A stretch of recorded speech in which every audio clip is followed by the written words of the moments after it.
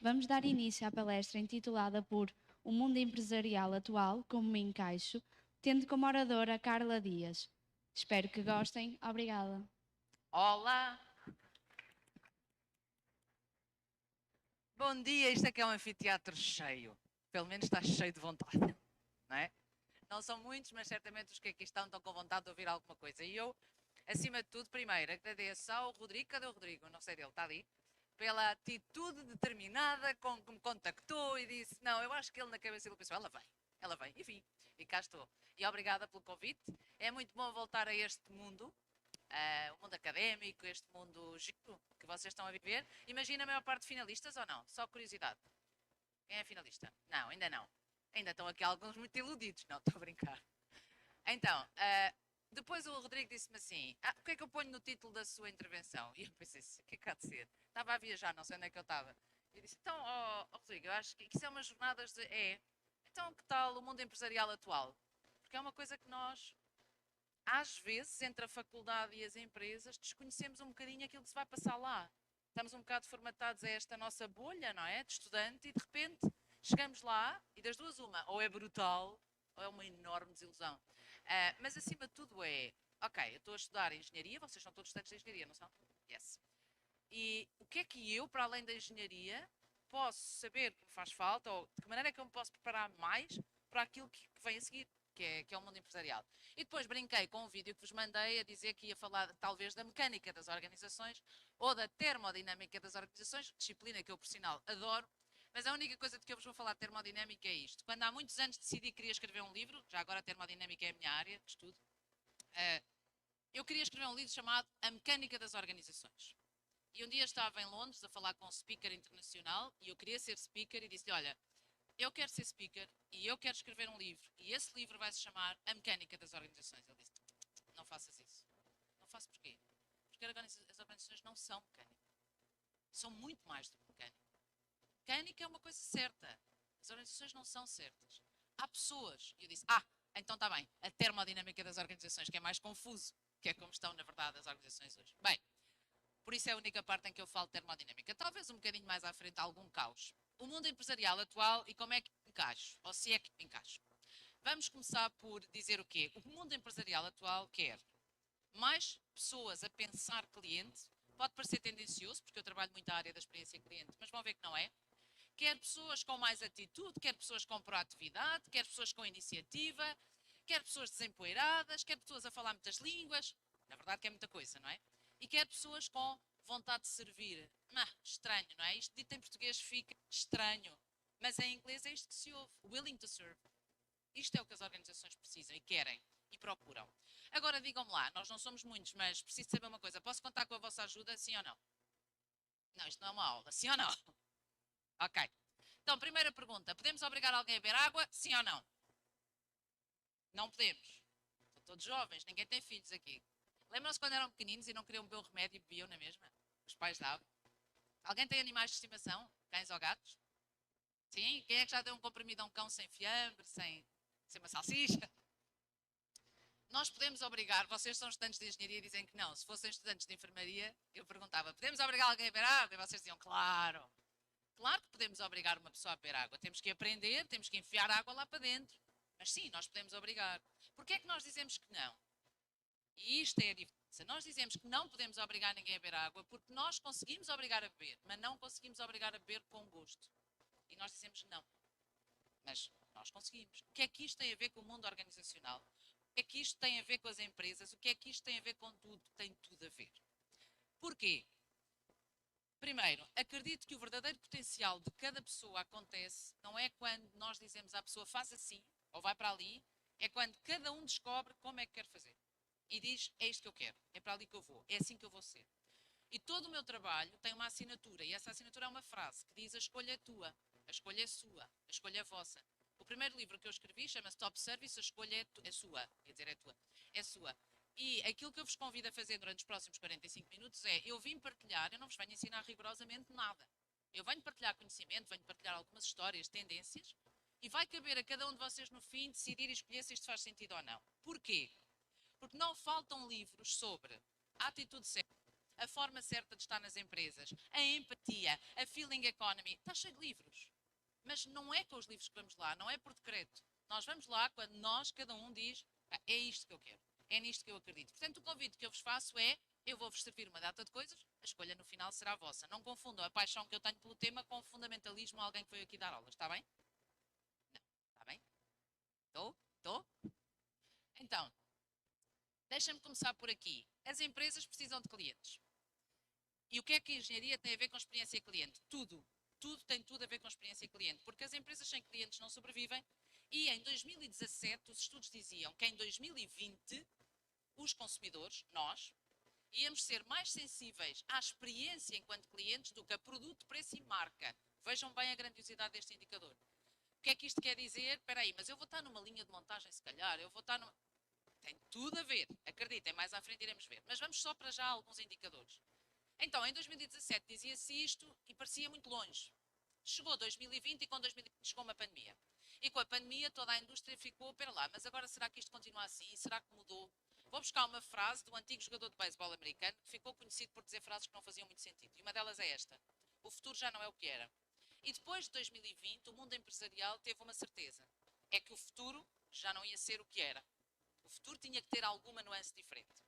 Então, em 2020, foram novamente medidos indicadores. E vamos ver. E está muito pequenino, eu vou ler. 62% dos clientes partilham as más experiências com os outros. Já vamos ver onde é que isto encaixa no mundo empresarial também, no nosso papel. 57% dos clientes deixam de comprar uma empresa porque o concorrente oferece uma melhor experiência. 72% dos clientes partilham as boas experiências com os outros. 67% dos clientes pagam mais para ter uma excelente experiência. Ok, isto são dados da experiência cliente e eu convido-vos agora a dizer assim: se eu vos disser, do alto dos meus 52 anos e de muitas empresas em todos os continentes, que vocês podem olhar para estes indicadores e vê-los à imagem de vocês quando vão trabalhar. De certa maneira, pensar que 62% das pessoas com quem eu vou trabalhar vão partilhar mais experiências que tiveram comigo com outras pessoas e dizer: a Carla não presta para nada, não queres trabalhar com ela. 57% deixam de trabalhar comigo porque há uma melhor experiência a alguns. Ou seja, nós conseguimos olhar para qualquer um destes indicadores e ver lá a imagem de nós a trabalhar numa empresa. Porquê? Porque a nossa experiência enquanto colaborador e a forma como nós trabalhamos nas empresas é diretamente proporcional à experiência dos nossos clientes. Também já lá vou. Outro indicador. Em 2021, assume-se que a experiência cliente é um novo campo de batalha e 93% dos clientes dizem que são suscetíveis de repetir uma compra se a experiência for boa. Ou recomendar, não é? E finalmente, em 2022, 83% dos clientes confiam mais numa empresa que oferece um excelente serviço. Este indicador tem vindo a subir muito. E a questão aqui é: será que as empresas também confiam mais numa pessoa que trabalhe para elas e que preste um excelente serviço à empresa? Podem ter a certeza absoluta que sim.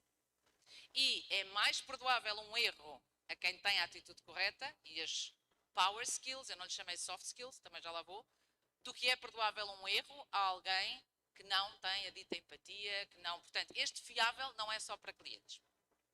O que é que acontece com as empresas? Elas têm vindo num registro um bocadinho diferente deste e neste momento estão perante uma situação... Está a falhar, não está? Mas não, também tiro. Estão perante uma situação que é preciso uma nova atualização de software. E o que é que está a acontecer nas empresas, na maior parte delas? Vocês sabem quando o nosso computador diz atualização disponível? E diz agora ou mais tarde, não é? Nós normalmente fazemos o quê? Mais tarde. E fazemos mais tarde várias... Isto não está a funcionar ou está? Estou baralhado. Está. Fazemos mais tarde várias vezes. Mais tarde. Mais tarde. Hoje em dia eu diria que o dia em que vocês precisam mesmo do computador ligado às 8h30 ou às 9 da manhã é aquele dia em que o abrem e depois de ter feito mais tarde muitas vezes, ele diz: é atualização. E nós chegamos: e agora? Nem abro o Zoom, nem abro o Teams, nem consigo nada. Porquê? Porque eu devia ter atualizado e não atualizei. E este é o aviso que eu estou a levar a muitas empresas, que é: está na altura de atualizar o software das empresas e largar um pouquinho aquela imagem, eu vou-lhe chamar exclusivamente mecânica ou rígida, e perceber que as empresas funcionam à custa da experiência dos seus colaboradores, da atitude que eles trazem lá para dentro, e assim produzir experiências de cliente fantásticas e volumes de faturação, obviamente, e vendas. Bom, portanto, as empresas querem pessoas a pensar cliente, mais atitude e menos desculpas, e pessoas com vontade de servir. Estas coisas são coisas que pedem quando me chamam. E eu digo: o que é que quer? Eu quero isto. Ok, então vamos lá. Quer isto tudo na era da inteligência artificial. Quer dizer, onde eu de repente, à distância de um clique, tenho um livro escrito, um trabalho feito, uma apresentação PowerPoint, uma música, um filme, não é? Mas sim, é isto que se procura. Vamos começar por então definir o que é isto de serviço. Deixem-me fazer uma coisa, perguntar uma coisa. Quem é que hoje aqui já serviu alguém? Podem pôr a mão no ar. Posso perguntar quem? A Associação de Estudantes. Também. Mais ninguém? Pronto. Também? Quem é que já foi servido por alguém? Quem? No restaurante? No restaurante? Mais ninguém foi ao restaurante? Ora bem, quando nós falamos em serviço na nossa cultura, em Portugal, o caminho é este. Nós associamos servir a restaurante, associação de estudantes. Isto é, quem é que foi servido, nós pensamos em quê? Puseram-me um café à frente. Ou puseram-me um prato à frente. Eu faço esta brincadeira muitas vezes e faço-a às vezes depois do almoço, com plateias grandes. E quando aquelas pessoas acabaram de almoçar e eu pergunto quem é que hoje já foi servido, vocês sabem o que é que acontece, não é? Tenho os braços todos no ar a dizer, oh, todos. Acabaram de almoçar. Eu estava em Aveiro, uma plateia grande, perguntei isso e há uma senhora assim, tipo quarta fila, que está com o braço no ar e de repente diz assim, quem é que já foi servido hoje? Eles, todos. E ela diz, ai não, era buffet. Como era buffet? Está a ver? Já, pronto. Eu disse que não vos vinha ensinar nada, mas aprendam a poupar. Lá em casa, a partir daí, é tudo buffet. Ouçam. Então, qual é a crença que nós trazemos atrás da palavra servir? É que serve quem? Serve à mesa? Não, não, não, não, não. Esqueçam isso. Nem outras culturas, a cultura asiática, ou mesmo a cultura americana, ou mesmo a cultura inglesa, a palavra to serve não tem a conotação que nós lhe damos. Porque, por definição, serviço é uma ação que cria valor para alguém. Eu, neste momento, estou a servir-vos, sim ou não? E vocês a mim? Ok, serviço é uma estrada de duas vias, eu sirvo-te a ti, tu serves-me a mim. E isto é assim aqui, é assim nas empresas, é assim na água da torneira, porque quando eu abro a torneira sai água. A companhia está-me a servir, mas experimentem não pagar a conta e vão ver. Não há troca, ok? Portanto, quando ouvirem a palavra servir no mundo empresarial, desmontem dessa lógica de servir à mesa ou do café. Não, servir é um ato nobre, dizia Einstein, que era um senhor com alguma inteligência. Vá. Agora, fala-se muito em serviço de excelência. E as empresas dizem, eu quero pessoas que percebam o que é serviço de excelência. Serviço já sabemos o que é. Uma ação que cria valor para alguém. Excelência. Alguém sabe? Não estão com vontade, não é? Está bem, mas eu digo. Excelência é dar o passo extra. Porque é que o Ronaldo é o que é? Porque é que as pessoas que conseguem coisas fortes estão? Porque é que vocês estão aqui hoje? Se calhar há colegas vossos que podiam estar aqui e não estão. Se calhar acham que isto é uma grande seca. Ou não, tem, mas é outro lado qualquer. Mas dar o passo extra é excelência. Bom, então o serviço de excelência será dar o passo extra para criar mais valor para alguém. E agora sim, isto começa a encaixar no mundo empresarial, que é, espera lá, se eu quero ir trabalhar e prestar um serviço de excelência à empresa onde eu estou, então eu vou dar o meu passo extra sistematicamente e crio mais valor do que o valor simples, tão simplesmente estar lá ou respirar. Bom, então o que é uma cultura de serviço de excelência? É uma cultura onde todos percebem isto e põem em prática diariamente. E agora a pergunta dura. Existe? Muito pouco. Muito pouco. Essa é a realidade. Okay? Temos, naturalmente, as empresas divididas com pessoas muito empenhadas, com pessoas meio zombies, andam lá porque sim, e com outros tóxicos, que andam lá para estragar. Isto é um mundo empresarial em qualquer parte do mundo, ok? Agora, não há um guião sobre como é que eu me preparo para o mundo empresarial, como é que eu sei se encaixa. O que eu decidi trazer-vos são 4 perguntas para vocês pensarem. E antes de cada pergunta, algum conteúdo, ok? E para servir a primeira pergunta, vou começar aqui, que é: as empresas, nos seus statements, na missão, visão, valores, nas entrevistas, dizem as pessoas, vejam lá se conseguem mudar a frase, as pessoas são nosso, sabem o que é que vem a seguir normalmente? Ativo, mais importante. Pode ser valioso, também dá. As pessoas são o nosso ativo mais importante. E a questão é, será? Será que são? Vamos ver. Qual é a diferença entre estes dois lápis? Digam-me lá vocês, rápido. Enquanto eu bebo um bolinho de água. Ora, nada. Olhem, com essa atitude não dá. Não ouvi, não ouvi. Os lápis são iguais? Não há diferença nenhuma ali? A cor está inclinado e o outro não. Ela estragou a brincadeira. Não era suposto dizer que são iguais. Esperta, mas são iguais. Pronto, foi só para criar dinâmica. As pessoas costumam dizer isso, um tem equilíbrio, o outro não, a cor, um é maior que o outro, ilusão de ótica. Os lápis são exatamente iguais, porque a diferença não são os lápis. A diferença é a mão que está a segurar estes lápis. E nas empresas é a mesma coisa. A diferença não é a empresa A que tem cadeiras às bolinhas.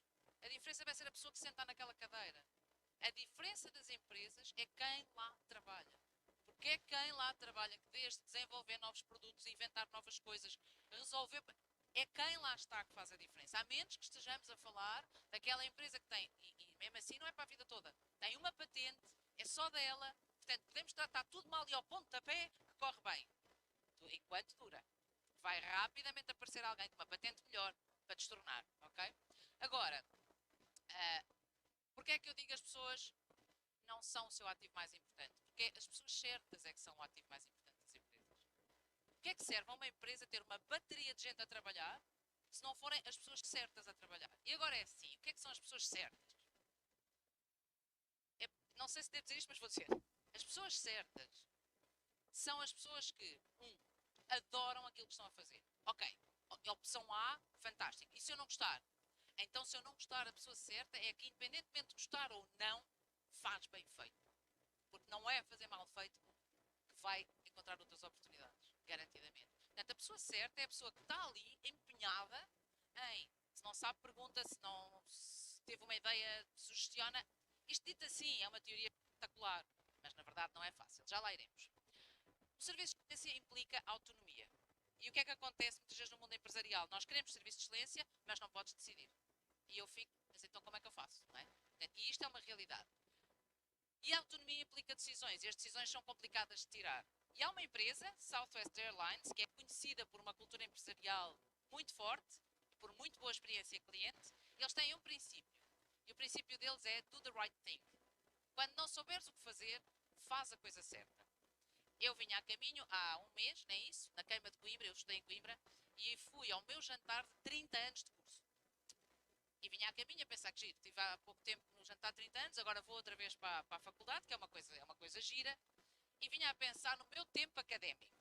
Eu sempre soube que era fazer a coisa certa, agora sempre fiz a coisa certa na queima? Não, acho que não. Quer dizer, não é? Nas empresas, nós sabemos exatamente o que é que tem que ser feito e o que é certo. Às vezes temos medo de assumir essa decisão certa. E este fazer a coisa certa, que é o mote, deixa-me aqui no ar uma recomendação, vale a pena, um livro chamado Do the Right Thing, que é onde se fala sobre esta filosofia, e que o livro diz como é que colaboradores dedicados produzem clientes fiéis e grandes lucros. Mais uma vez, é comum encontrar empresas assim, que se viram para nós e dizem, pá, quando não souberes o que fazer, faz a coisa certa, a gente cobra. Não, não é. Não, não é. Mas vale a pena fazer? Vale a pena fazer. Ah, isso corre mal. Corre pior se fizeres a coisa errada, ou se não fizeres nada. E esta é a perspectiva de quem lá está, ok? Com algumas balizas. Agora, há inúmeros estudos, eu fui buscar este, que diz que o investimento em power skills, e há pouco eu disse eu não falei em soft skills, eu falei em power skills, acelera a produtividade e a atenção de pessoas em 12%. Ok, mas isto é quando a empresa investe em soft skills ou power skills. A maioria investe? Não, a maioria talvez não. Se calhar já investe uns 40%. Se calhar já uns 50%. Então o que é que isto quer dizer? Quer dizer que nós temos que investir nelas. Porquê power skills? Já ouviram falar em power skills ou só em soft skills? Ponham uma mão no ar. Já ouviram falar em soft skills? Ok. Já ouviram falar em power skills? Não, ok, é a mesma coisa. Gostaram? Ele levantou a mão. Mas porquê é que se mudou o nome? Porque quando se falava em soft skills, a grande maioria do mundo, não lhe vou chamar, sim, empresarial, é dominado maioritariamente por sexo masculino. E há 20 anos, há 30 anos, começou-se a falar em soft skills e acontecia muitas vezes isto, que é, então, mas precisamos trabalhar soft skills. Não preciso de soft skills, porque são competências suaves. Vá, moles. Não há macho nenhum queira competências suaves ou moles. Portanto, o que é que acontecia com aquilo? Ninguém lhe dava a importância que tinha que ter. E então a indústria disse, não são soft skills. Porque soft dava sempre a sensação que era é acessório. Não, passou a chamar power skills. Porque sem elas não passa nada. E agora todos querem power skills. Cai não. Mulheres e homens, vai tudo power skills à frente. Mais machista, menos machista, vai tudo. Portanto, power skills é a nova definição de competências como são a gestão do conflito, a empatia, a simpatia, sei lá, N, comunicação, super importante. E aumentam efetivamente muito a nossa competência. Quando nós estudamos engenharia, a engenharia ensina-nos a exercitar o hemisfério esquerdo do cérebro, o lado racional, importantíssimo. Planos, planeamentos, gantes, já não sei se ainda se faz gantes, mas fazia-se por muito tempo, e outras coisas que tais. E o lado direito fica mais perdido. Por isso é que é muito bom quando estamos nas tunas e cantamos, por isso é que é muito bom quando temos atividades. Ele riu-se porque ele anda na tuna, verdade? Olha como eu descobri logo. Isto é assim, a experiência, olha, de cá de cima, vê. Tudo isso são coisas que desenvolvem o hemisfério direito. Portanto, o investimento em treino de Power Skills promove colaboradores e líderes eficazes. O que é que eu quero dizer com isto? Que, em termos de mundo empresarial, não há nada melhor do que receber alguém que treinou muito os hard skills, ou seja, as engenharias da vida, etc., e que investiu nos seus soft skills ou power skills, que eu prefiro, ok? Porque esta parte desta competência é a que vocês estão a estudar agora. E uma curiosidade. Quando nós estamos a trabalhar, o mais importante é tomar decisões. E não vamos ser capazes de tomar decisões só com o hemisfério esquerdo. O racional sozinho, não há decisão para ninguém. Precisamos do lado direito a acompanhar. Uma curiosidade. Quantas decisões é que vocês acham que nós tomamos por dia só sobre comida? Mandem um número. 20? Mais palpites? Alguém tem mais palpites? 1000? Alguém disse 1000? Isso é tudo fome. Não, menos. Ok, 20. Não fui eu que fiz este estudo, mas quando este estudo foi feito, a média de respostas era 14 a 16 decisões. Não, nós por dia, só sobre comida, tomamos em média 226,7 decisões. Só sobre comida. Portanto, imaginem o número de decisões que um ser humano toma por dia, um ser humano adulto toma por dia. É um número não consensual ainda, mais à frente eu vou repescá-lo, o do número de total de decisões dia. Bom, e para-nos onde? Diariamente no mundo empresarial, aliás, diariamente num mundo qualquer, no mundo estudante, mas eu penso no mundo empresarial agora numa lógica de eu vou estar ali e diariamente vou ter que tomar muitas decisões. E vou ter muitas dúvidas. Faço, não faço, avanço, não avanço, digo, não digo, mando, não mando, o e-mail está bem ou está mal. Parecem coisas patetas, mas são coisas que vão somar e somar e somar ao fim de um dia onde muita indecisão cansa, ok? Portanto, esta parte do faço, não faço ou o que é que eu faço leva a uma primeira pergunta para refletir, que é, eu estou preparado para fazer / dizer a coisa certa? Isto é, se eu tenho a sorte de calhar numa empresa que diz, quando não souberes o que fazer, faz a coisa certa. Mas eu posso ter a sorte de calhar numa que me dizem assim, tu não fazes nada sem falar comigo. E eu digo, ok, não faço nada sem falar consigo. E de repente mandam-me fazer a coisa errada. Eu estou preparado para dizer, se calhar essa não é a coisa certa, e não é preparado para dizer porque tenho coragem.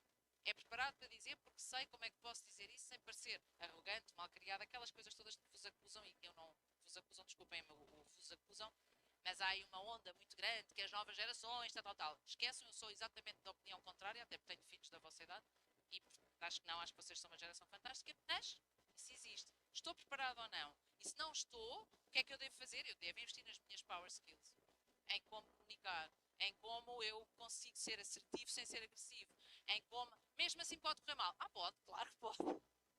E às vezes corre. Mas pronto, pelo menos tenho técnicas para poder dizer coisas que eu sei que se calhar vão beneficiar aquela empresa. Agora, eu falei em cultura, eu acho que falei em cultura no vídeo, culturas organizacionais. E uma coisa também que me andam a pedir muito ultimamente, desde o confinamento, é qual é o futuro das culturas organizacionais? Porque antigamente a coisa metia-se em caixinhas. Era a empresa orientada para resultados, a empresa orientada para as pessoas, a empresa orientada para não sei quê, a empresa da inovação. Era assim, a cultura era aquilo. Mas isso era quadrado. Isso agora já não é tanto assim. Então, quando se deu o confinamento, comecei a pensar o que é que eu levo sobre a nova cultura. Então vamos ver. Depois do confinamento, comecei a ouvir falar do novo normal. E o que acontece, eu acho, quando se ouve esta expressão ao dia de hoje, é que já ninguém aguenta isto, até porque já não faz sentido nenhum falar do dito novo normal, quer dizer, era o que faltava. Depois começou-se a falar no novo possível, logo a seguir. Não, não é o normal, é o novo possível. Ok, também já ninguém aguenta. Depois veio a nova realidade, que era esta. Era a malta em Zoom, mas de máscara ou sem Zoom e sem máscara, sei lá, aquilo era assim uma coisa estranha. E finalmente veio isto. E é isto. Isto foi uma coisa que eu fui buscar, porque quando eu estava a ver isto e andava nas empresas, pensei, havia um livro nos anos 80, chama-se A Empresa Gorda, The Fat Firm. E esse livro é cheio de recheado de cartoons. Então eu resolvi fazer uma repescagem desses cartoons aos anos 80 e perceber se tinham enquadramento ao mundo atual empresarial. E eu peguei neste, que está lá nesse livro dos anos 80, e pensei, será isto o novo normal? Quer dizer, agora a malta está muito em teletrabalho, não é? E portanto já não é tanto assim. Querem ver como é que é hoje? Agora já não é assim. Isto era dos anos 80. Agora é assim.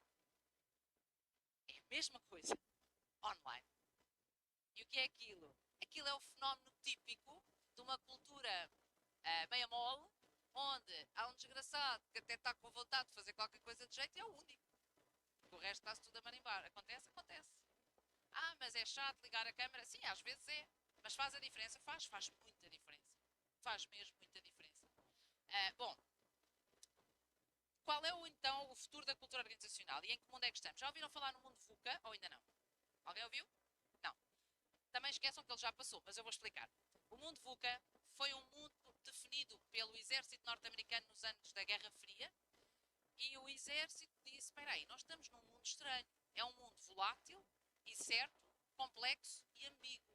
E as nossas movimentações militares têm que se mover neste mundo. As empresas, à boa imagem dos Estados Unidos, porque o mundo empresarial é muito dinâmico, viram isto no lado militar e disseram, espera aí, mas nós empresas também. Temos que tratar disto. E então as empresas tiveram formações, as PFAI, lá no mundo VUCA.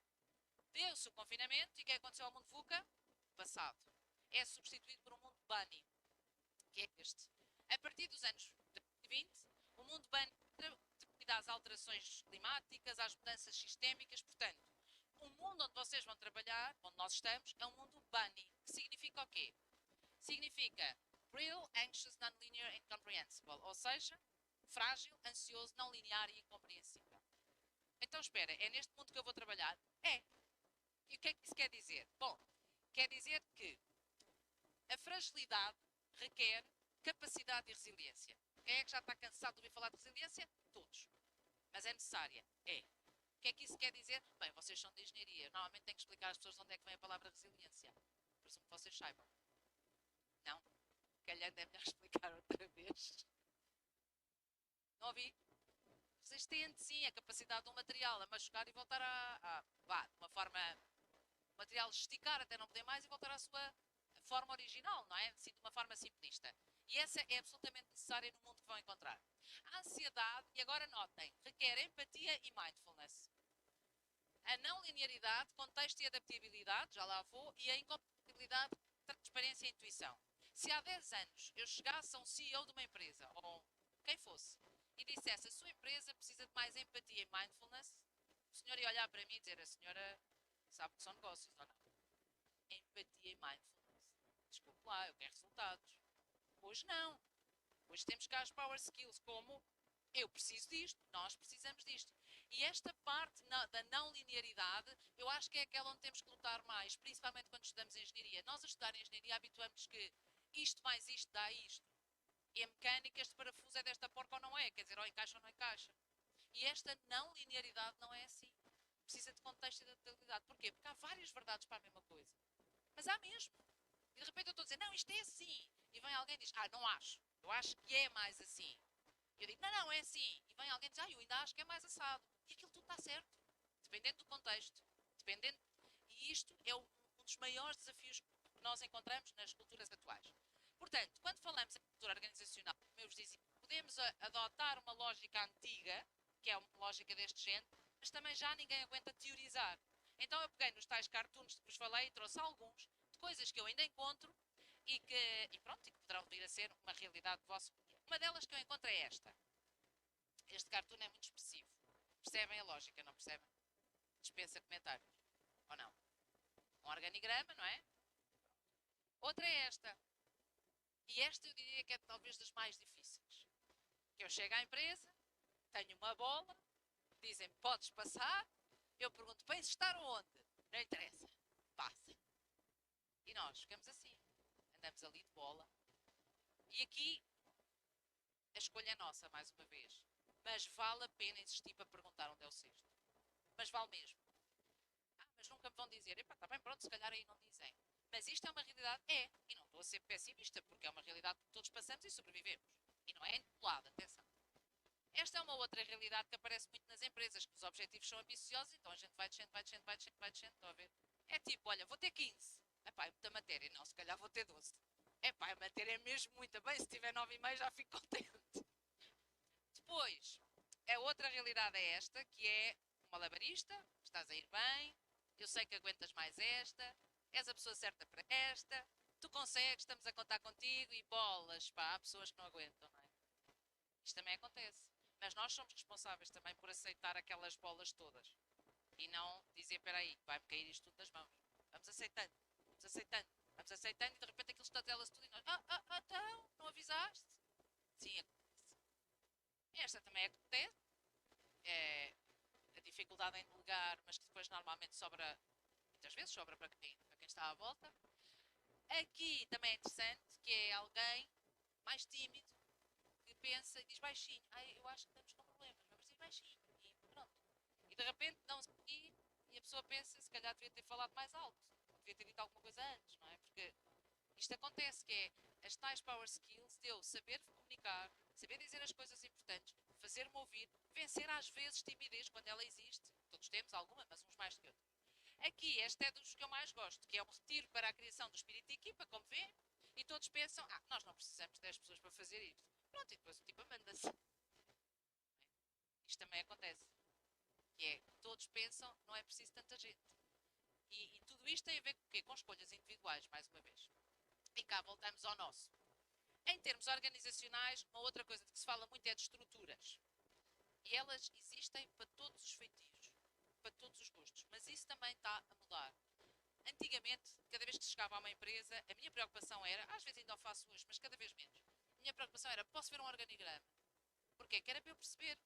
Às vezes ainda faço. Volto a dizer, mas faço para perceber mais os departamentos do que outra coisa. Antigamente não, era mesmo importante aquilo era tipo Bíblia. Quando digo antigamente, ainda há quem funcione assim, mas isso também está a mudar. Porque quem se agarrou a estes métodos, tipo, temos um organigrama e já está, foram estes. E sabem o que aconteceram a estes todos? Sabem o que aconteceu a estas empresas todas? Sabem? Morreram. Faliram. Porquê? Porque foram empresas que se agarraram àquilo, é isto, e é para aqui que vamos. E pronto, e não saíram dali. E ao não saírem dali, elas não perceberam que havia o tal update importante. E hoje eu estou a falar deste update, mas a melhor maneira de eu ter a certeza que vou encaixar bem no mundo empresarial atual é a tal adaptabilidade e ter consciência que eu tenho que fazer updates, não é todos os dias, às vezes é várias vezes ao dia. E desmontar crenças e verdades absolutas que eu tinha e tirar certezas de lugar. Às vezes temos mesmo que tirar certezas de lugar. O que é que acontece então nas empresas? E nós também, há um novo software que é preciso atualizar, mas a eletricidade não nasce porque eu melhorei a vela. A vela é uma coisa e a eletricidade é outra. E às vezes nós próprios queremos fazer de nós desculpem, luz, lâmpada, a melhorar a vela. E a maior capacidade, a mais importante talvez, ou uma delas, tirando a empatia, que também já falo um bocadinho dela, é nós termos consciência que temos que ser muito ágeis, muito adaptáveis e ir fazendo as tais atualizações, ou se quiserem ir dançando conforme a música. Caso contrário, corremos o risco de entrar numa coisa que se chama o ciclo da apatia. O ciclo da apatia é empresas. Não se diz nada, nada é dito. Nada acontece. Eu avisei, não é? Isto é o que se diz na Copa. Então não adianta dizer nada. E é assim que se chega ao ciclo da apatia. E quando nós chegamos de novo para uma empresa, isto partindo do princípio que a maior parte de vocês ainda não iniciou, se já iniciaram podem já identificar-se como, acontece com alguma frequência. Eu sou novo, eu vou falar, se calhar não. Então eu não digo nada. Eu não digo nada, não acontece nada. E não acontece nada e de repente eu falo com alguém mais tal que me diz, mas eu avisei, não vale a pena. Pois então não acontece nada, não disse nada, não. E entramos no ciclo da apatia. Porquê? Porque entramos num fenómeno chamado conformidade social. E para isso eu vou convidar a ver este vídeo, que é uma experiência social numa sala de espera de um consultório. Esta senhora é vítima e todos os outros são cúmplices da experiência. Há uma altura em que saem os cúmplices, entram pessoas novas. Vamos ver o que é que acontece. To answer that question, we set up a hidden camera experiment to see if this woman would stand up at the sound of this tone, simply because everyone else is. You might be thinking you'd never go along with this. Or would you?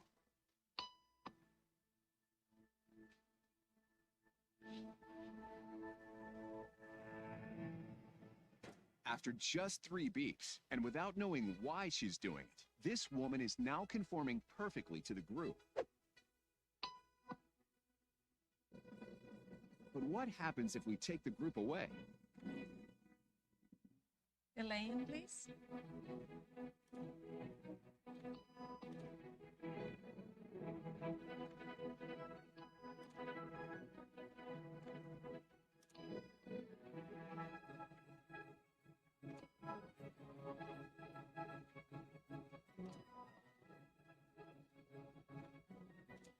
Okay, now she's alone. The crowd is gone, and nobody is watching her, except our hidden cameras. What do you think she'll do?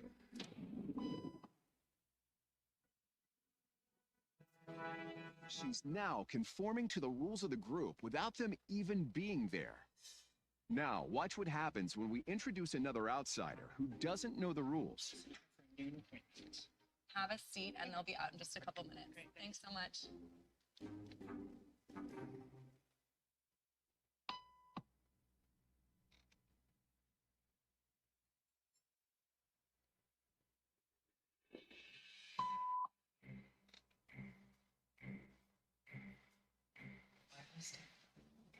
Everybody was doing it, so I thought I was supposed to. Think she'll teach the new guy what to do?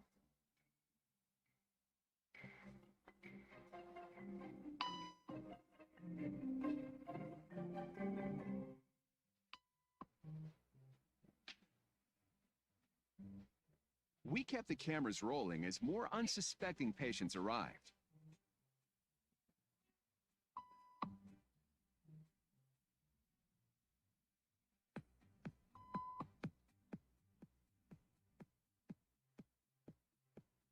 And slowly but surely, what began as a random rule for this woman has now become the social norm for everyone in this waiting room. Levantávamos ou não? Vocês riem muito baixinho. Normalmente as pessoas riem muito alto neste vídeo. Levantávamos ou não? A partir assim.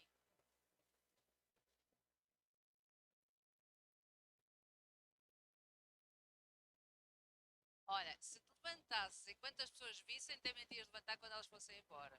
Ou seja, este fenómeno chama-se conformidade social. E o que é conformidade social? É uma coisa que todos temos, que é porque é que fazemos? É porque toda a gente faz.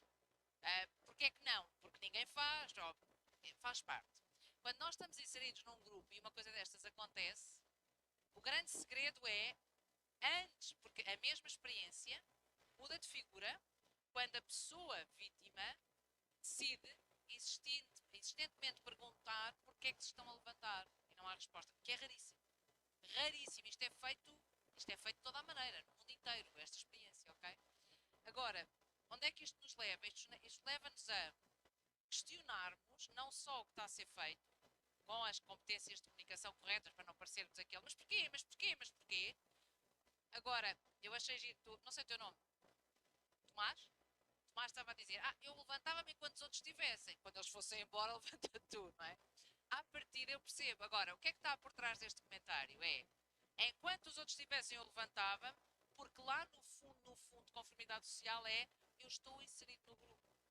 E se eles fazem, então eu também vou fazer. Mas não faz sentido nenhum. É para estar bem, mas pelo simples não, não é? Ele pergunta, porquê é que te levantas? Não sei, mas estavam todos, estou-me calhando, não é? Olha, vai disto. Também me levanto. Isto acontece nas empresas? Claro que acontece. Claro que acontece. E é tão bom quando chega alguém novo, perante uma situação destas, e diz, mas é porquê?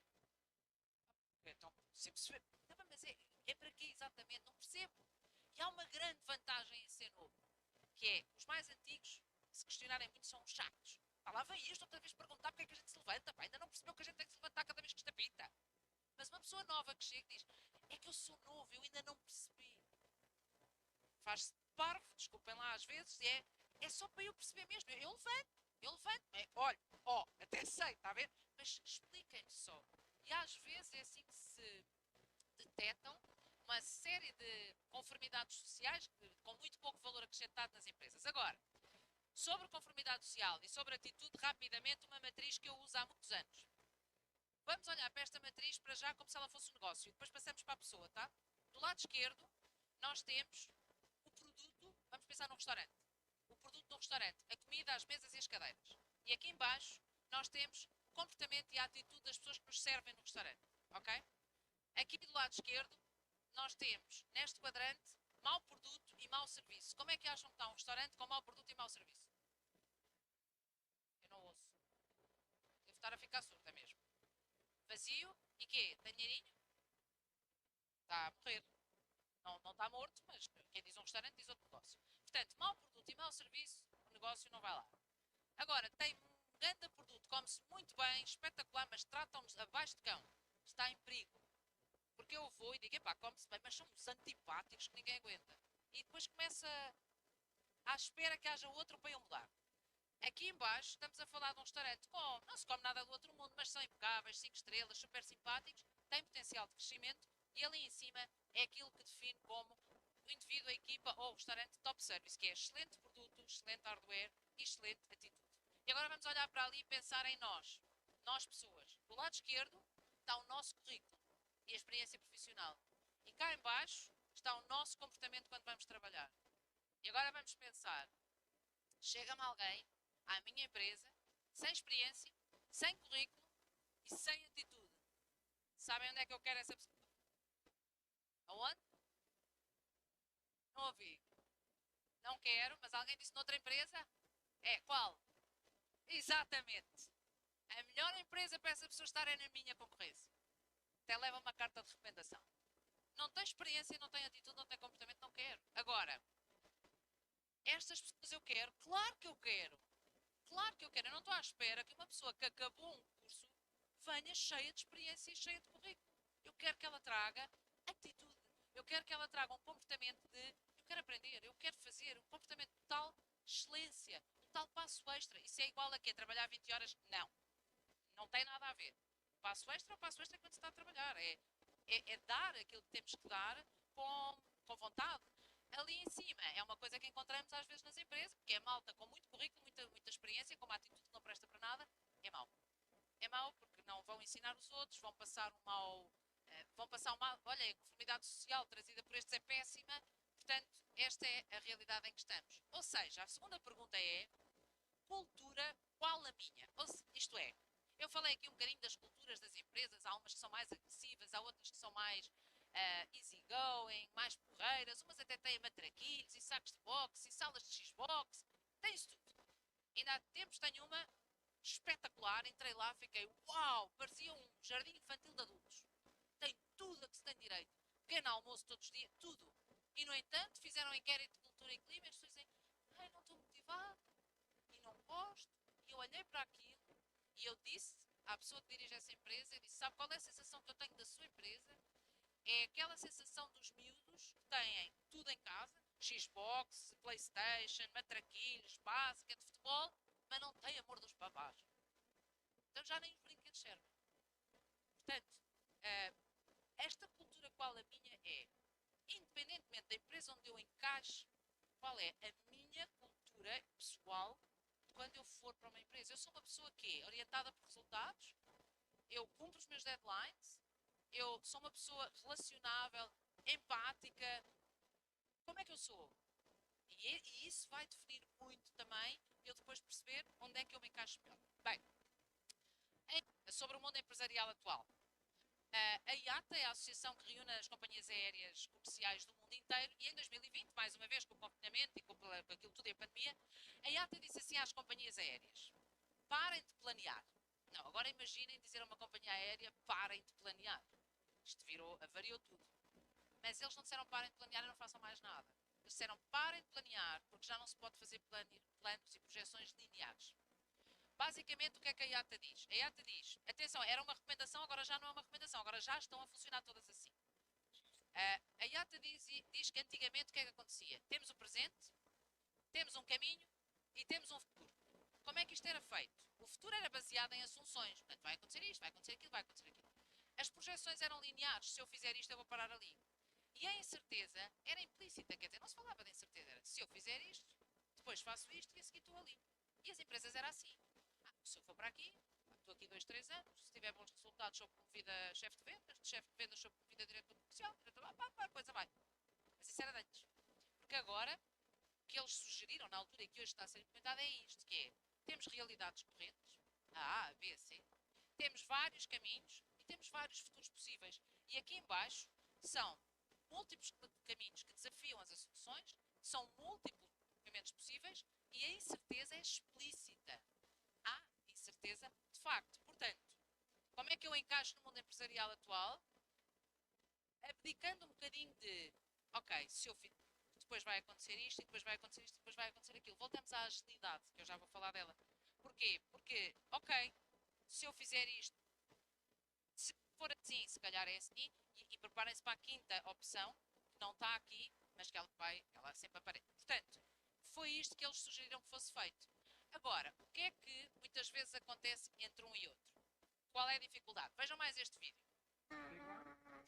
De uma criança com umas boias. A querer comer uma banana, não é?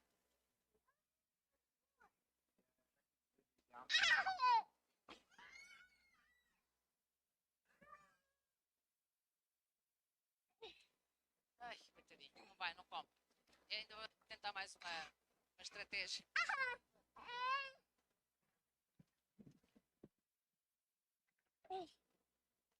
Então, o paralelo que eu quero fazer aqui, desculpem, o paralelo que eu quero fazer aqui deste vídeo é, há situações na vida onde nós até temos algumas boias e podemos atirar à vontade, não vamos afogar. Hoje em dia, ir para o mundo do trabalho atual, para o mundo empresarial com as duas boias, eu não me afundo, mas eu também não como. É preciso ter o cenário, a coragem também de dizer assim, se calhar tenho que tirar uma boia e estar mais vigilante, ou aprender a nadar, não é? Que é o ideal. Agora, esta lógica de estou seguro, ok? Muito excesso de segurança no mundo empresarial vai traduzir-se em depois não como. E o excesso de segurança, lato. O que é que temos então hoje em dia no mundo empresarial? Precisamos de pessoas que sejam ágeis, flexíveis, responsáveis, desde que tenham as guidelines. E o que é que o mundo vos vai pedir, a maior parte do mundo empresarial é ser ágil. É isto que está aqui, sim. Porquê é que ela está debaixo da secretária? Porque não é um ágil tipo onde quiseres, não, é aqui dentro. Mas aqui dentro tens que ser ágil. Por outro lado, o mundo empresarial atual requer que em intervalos muito regulares as equipas param, percebam o seu comportamento e ajustem comportamentos. Voltamos à agilidade e aos comportamentos e aos power skills. Isto é, antigamente as empresas uma vez por ano juntavam-se e decidiam, pronto, agora vamos assim. Não, agora não. Agora isto é feito numa lógica de sprint. É feita uma lógica a toda a hora. É preciso ser muito rápido a adaptar. E aqui é o outro lado, que é, temos o planeamento, temos os cenários, e depois temos isto. E isto é a maneira como nós temos de tomar decisões nas empresas, a maior parte das vezes. É labiríntica. Nas empresas e na carreira. E na vida.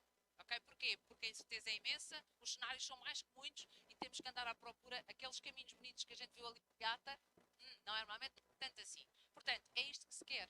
É isto que requer o mundo empresarial atual, é agilidade. Agilidade e, obviamente, coragem. Já devem ter ouvido falar na Scrum Methodology, já ouviram? Dos informáticos, se calhar sim, se calhar não. Basicamente, isto vem da informática, dos sistemas de informação, e eles dizem que são precisos estes 5 aspectos para uma cultura forte. E eu diria que estes 5 aspectos são essenciais para um bom encaixe. Coragem, foco, compromisso, respeito e abertura. Se eu tivesse que escolher assim as 5 bases para encaixar bem em qualquer cultura, estas ajudam. Agora, depois o grande desafio é, independentemente da cultura que eu encontro, manter esta lógica. Este é um cockpit de um Airbus 380, um avião comercial maior e se calhar mais complexo que há. E se já andaram de avião, sabem o que é que diz na porta do cockpit, não sabem? Tem lá um sinal na porta do cockpit. Quem é que sabe o que é que diz na porta? Tem lá um sinal sempre. Ninguém se lembra? Não sei. Não tem um proibido lá? E é proibido o quê? É? Proibido passar quem? Pessoas não autorizadas. E quem são as pessoas não autorizadas? Os passageiros. Portanto, normalmente diz crew only. Os passageiros não podem entrar. Vocês vão sempre encaixar no mundo empresarial. Sempre. Desde que, quando entrarem no mundo empresarial, percebam que não podem ser são tripulação. Quando nós entramos no mundo empresarial a achar que somos passageiros e os outros que conduzam o avião, não vai funcionar. Temos que ser todos, mas todos de tripulação. E uma tripulação tem muitos elementos com funções diferentes. Essa é a base. Para isso, vem a terceira pergunta, que é compromisso, qual é o meu? Porque isto é muito bonito de se dizer, teoricamente funciona, não é? Mas qual é o meu nível de compromisso para? Porque ser parte da tripulação é duro, é melhor ser passageiro. Vou ali sentadinho, bebo um chazinho, um cafezinho, um suco. Mas é por aqui que a coisa vai. Lembram-se que eu disse as decisões por dia? Estima-se que um ser humano adulto, o número não é consensual no mundo, estima-se que um ser humano adulto por dia tome, e com algum patamar de decisão, sabem quantas decisões por dia? Mandem um palpite, número de decisões dia. Uma pessoa da minha idade, mais ou menos. Ela disse um número, mas disse para dentro. 15 mil, mais. Não, muito. Quer dizer, se calhar alguns sim. Não. Estima-se que seja entre 35 a 40 mil decisões dia que se tomam. Ora, a questão é que às vezes tomamos boas decisões, não é? E esta pessoa que aqui está, comandante de avião, tem estas duas expressões que acho fantásticas deixar-vos. Uma é, as boas decisões conseguem-se com a experiência. Quanto mais experiência, melhores decisões tomamos. Ok. Mas a experiência vem das más decisões. Ok? Portanto, temos que tomar más decisões, às vezes, para ter experiência, para tomar as boas decisões. Isto é, como é que eu encaixo no mundo empresarial atual? A autenticidade é o new black. Ser autêntico. Tomar decisões, às vezes erradas, sim. Ter alguma sorte, claro. Ok? Mas aceitar que às vezes tomo decisões erradas. Porquê? Vou aprender com elas. E depois, coragem para a frente. Porque lembram-se que a mão é a grande diferença. E agora, mais um vídeo, é o último vídeo, sobre imprevisto. Porquê? Porque este mundo todo, bunny, etc., mais há são imprevistos. E já vou comentar.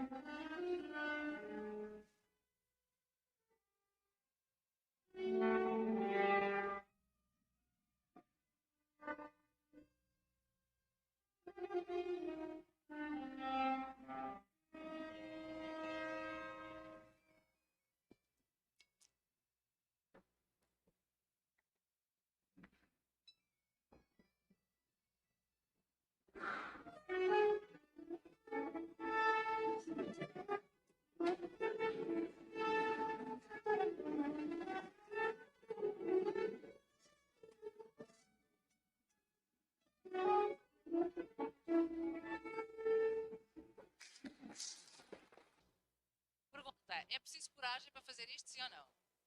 É preciso know-how para fazer isto, sim ou não? Ok, know-how, coragem, sentido de oportunidade. E know-how e coragem são duas coisas que aliadas são muito poderosas. E alguma humildade também. Repararam que uma coisa que podia ter sido extremamente constrangedora acabou com um aplauso, divertida, ninguém ficou aborrecido com aquilo. E, portanto, é preciso coragem para ser ágil. Porque fazer aquilo, e isso corre mal. E se eu até quero tocar o Nokia e sai uma porcaria qualquer desafinada?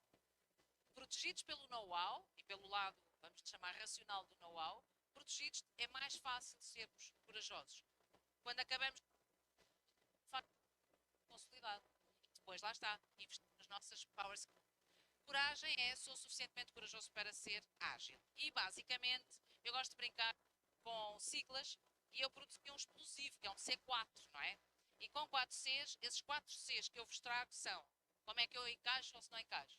Consciência, que é, estou ou não consciente da importância de fazer a coisa certa, estou ou não preparado para fazer a coisa certa, quando não souber o que fazer. Cultura, qual é a nossa, qual é a minha? A minha cultura, em qual é que eu encaixo? Compromisso, até onde é que eu estou comprometido? E coragem para ser ágil. E em muitas operações de recrutamento a que às vezes dou suporte, porque eu não faço recrutamento, mas dou suporte, são estes os pilares que procuro. Que é, estamos aqui perante alguém ágil o suficiente para fazer a coisa certa, proativo, que sabe comunicar, que se preocupa com aquilo que os outros estão a sentir e a pensar, empatia, porque nós estamos na chamada Thinking Economy, economia do pensamento, mas sabem qual é a economia que vem aí já a seguir? Sabem o nome dela? Na era da inteligência artificial. Estamos a entrar na Feeling Economy, a era da empatia. Já vou lá, que eu trago aqui. Rapidamente.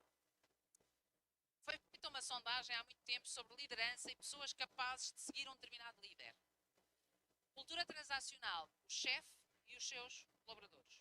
Cultura cordial é morna, vá. Delightful culture é uma cultura onde eu tenho resultados e preocupo com as pessoas. E aqui a pleasing culture é uma cultura com muito carinho, muito amor, mesmo sem resultados, ok? Quantas pessoas, qual é a percentagem de pessoas que vocês acham que está disposta a seguir um líder de cultura transacional? Primeiro, mandem um número, de 0 a 100. 20%? Mais alguém tem palpites? 60, 15, 20, ok, normalmente é o que acontece. Então, olhem, 14% dispostos a seguir aquele líder.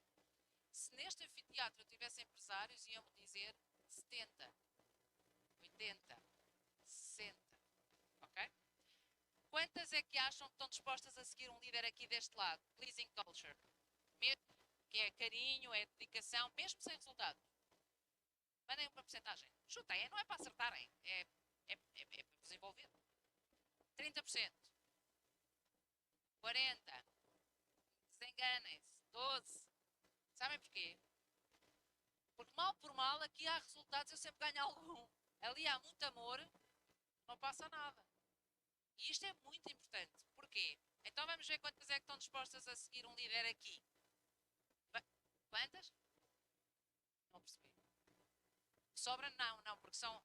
Sim, está bem, pode ser, está bem. Epá, são de engenharia, vocês são perigosos. 72% aqui. Não é bem o que sobra porque isto depois está em variáveis. 72%. Porquê é que eu estou a dizer isto? Às vezes há a tentação de ouvirem pessoas como eu, que trabalho cultura das organizações, empatia, nananana, e acharem que isto é tudo uma visão muito romântica. Não, calma. Romântico é o líder que é muito querido, muito amoroso, dá muitos beijinhos, mas não tem resultados. Às vezes fica amigo das pessoas para a vida. Mas eu não quero trabalhar ali. Não vou crescer ali. Não vai acontecer nada. Adoro a pessoa, mas tchau. Vou à minha vida. O dali da esquerda já não há quem os aguente. Porque é autoritarismo, não quer saber de ti para nada, estás a morrer, mas vai morrer fora, que aqui não dá jeito nenhum. Depois tínhamos que limpar isto, não é? Portanto, vai lá morrer para outro lado. E aqui estamos a falar de uma cultura de feeling economy. É uma cultura com resultados, rigor e power skills. E dentro dessas power skills ponho a empatia dentro de uma redoma. A capacidade de eu perceber o que é que o outro está a sentir. A capacidade de perceber o que é que eu provoquei ao outro com qualquer coisa que fiz. Curiosamente, neste tipo de cultura nós temos indicadores, que eu não vou agora dar-vos seca, mas temos indicadores que esta é a cultura onde há maior e melhor quantidade de resultados. António Damasio, cientista reconhecido mundialmente português, diz: o nosso conjunto de escolhas pode ser moldado pela racionalidade, mas é a emoção que nos liga à ação. Quando eu no início dizia a escolha é vossa, a escolha é de cada um, nós racionalmente sabemos o que é que temos que escolher. Para escolher é racional, mas sem emoção nós não agimos. Okay? Portanto, ter esta consciência, particularmente vindo de cursos muito racionais, é francamente importante. E na era da inteligência artificial, quando é que vocês acham, isto é a senhora autora de um livro chamado Feeling Economy, isto foi um congresso em Singapura em que ela fez esta pergunta a um anfiteatro francamente este, onde estava sentada, e ela perguntou ao público: quando é que acham que chega a Feeling Economy? 2025, 2035 ou nunca? Mandem vocês um palpite. Quem dera, mas não, é 35. Mesmo assim, houve muita gente a responder nunca. Ok? Mas sim, 2035 espera-se que esteja completamente implementada. O livro é este e diz: the more advanced machines are in thinking, the more humans need to develop their soft skills for work and for life. Portanto, aquela imagem de que a inteligência artificial vem para aí, tira tudo e faz e tira bicas, a inteligência artificial é a coisa mais fantástica que há. Mas o que está a acontecer no mundo é que com a introdução da inteligência artificial, mais nós humanos temos que pôr ao serviço as nossas power skills. Okay? E depois tem este desenho também que eu adoro, mas que agora vou passar à frente. E depois ainda eu trouxe mais este, que é: se há coisa que vão ouvir muito nas empresas, de certeza, e já devem ouvir hoje, é pensar fora da caixa. Temos que pensar fora da caixa. Temos que think outside the box. Só que muitas vezes estamos nas empresas a ouvir isso e quem está a dizê-lo está assim. Ok? E quando nós pensamos fora da caixa, dizemos assim: não é dessa. É fora, mas é aqui dentro. E isto é preciso estar preparado e não desistir. A tal resiliência. Lembram-se do Bani? Se o mundo é frágil, capacidade e resiliência. Agora, para terminar, intensidade e consistência. Mais do que momentos grandiosos nas empresas ou daquele momento em que eu marquei um grande golo e fiz, o que conta no mundo empresarial é a nossa consistência. A frase-chave, se tivesse que vos deixar alguma, ou que eu digo aos meus filhos muitas vezes, é fazer o simples bem feito sempre. Sempre. Não é às vezes. Não é tem dias. É sempre. E quando nós somos consistentes, garanto-vos que a coisa acontece. Garanto. Mesmo. Acontece e acontece rápido. Agora, tenho um desafio físico antes de terminar. Conseguimos pôr todas as mãos a esta distância e bater uma palma quando eu disser 3? Está tudo mais ou menos à mesma distância? Não vai acontecer. Vai acontecer. Então vá. 1, 2, 3. Ai, não. Quem é que disse ai, não? Eu sei. O que é que aconteceu aqui? Digam lá. Vocês não ouvem, não é? Estas gerações novas. Não ouvem? Vocês não ouvem. Querem experimentar outra vez? Vá, rápido, rápido, rápido, rápido. 1, 2. Eu avisei. Este. Olha, tudo um de cada vez. Bom, o que aconteceu aqui é muito simples. Coerência. Faço o que digo e digo o que faço. E o que eu fiz foi o quê? Eu não fui coerente. Eu disse uma coisa, fiz outra. E vocês fizeram o quê? O que eu disse? Não, o que eu fiz. E isto é muito complicado no mundo empresarial, porque quando nós começamos a trabalhar e temos a sorte de ter um líder, que eu vou imitar, que eu hoje eu estou a representar o papel do líder, só porque estou em cima de um palco, não sou líder nada, mas estamos a projetar essa circunstância. E portanto, vocês, por mais que eu diga, não faças o que eu digo, não faças o que eu faço, faz o que eu digo, vocês vão fazer o que eu faço. Se eu fizer por fim, vão cair outra vez. São pouquinhos, se calhar não me sabem, mas eu acho que sabem. Porque se caem sempre. E caem sempre porquê? Porque há uma falta de coerência minha. Eu faço uma coisa e digo outra. Quando nós vamos trabalhar e temos um líder que aquilo que faz não casa com aquilo que ele diz, e ele começa-me a dizer, mas não é o que eu faço, faz como eu digo. A tentação de fazer como ele é grande. E ter consciência de, espera aí, eu não sei se é isso que eu quero. E resistir a tal capacidade, resistir a dizer, não. Eu costumo brincar comigo em relação à minha pessoa e à minha vida profissional, que é, quando começavam a entrar muito nos meus terrenos a estragar, eu pensava, não, daqui não passas. Às vezes era duro, muito duro. Nós somos levados a ter uma atitude menos, não, não, aqui ninguém entra. Aqui não, é o meu terreno e eu não vou ser assim e eu não vou ser mal encarada por uma questão de conformidade social. Querem experimentar mais uma vez? Rápido, rápido, muito rápido. 1, 2. Funcionou. 3. Vá. Olha, é a primeira vez, vocês são todos muito inteligentes. Ou então eu fiz alguma coisa mal. Bom, voltando ao Yogi Berra, em teoria não há diferença entre a teoria e a prática, na prática há. Ou seja, aquilo que eu trouxe aqui eu tentei de prática, mas é um bocado difícil falar de cultura organizacional de uma forma prática. Teoria ou não, em teoria vocês tinham batido uma palma quando eu disse 3 da primeira vez. Mas na prática bateram quando eu bati palmas. Portanto, a teoria é uma coisa, a prática é outra. E parece que não há diferença, mas muitas vezes há. Agora, para terminar. E o que é isto? Até parecia mal não trazer. Isto são os cartões que eu tenho há muitos anos, que dizem, parabéns, o seu serviço é top service. Atrás dizem, anime-se, transforme o seu dia num bom dia.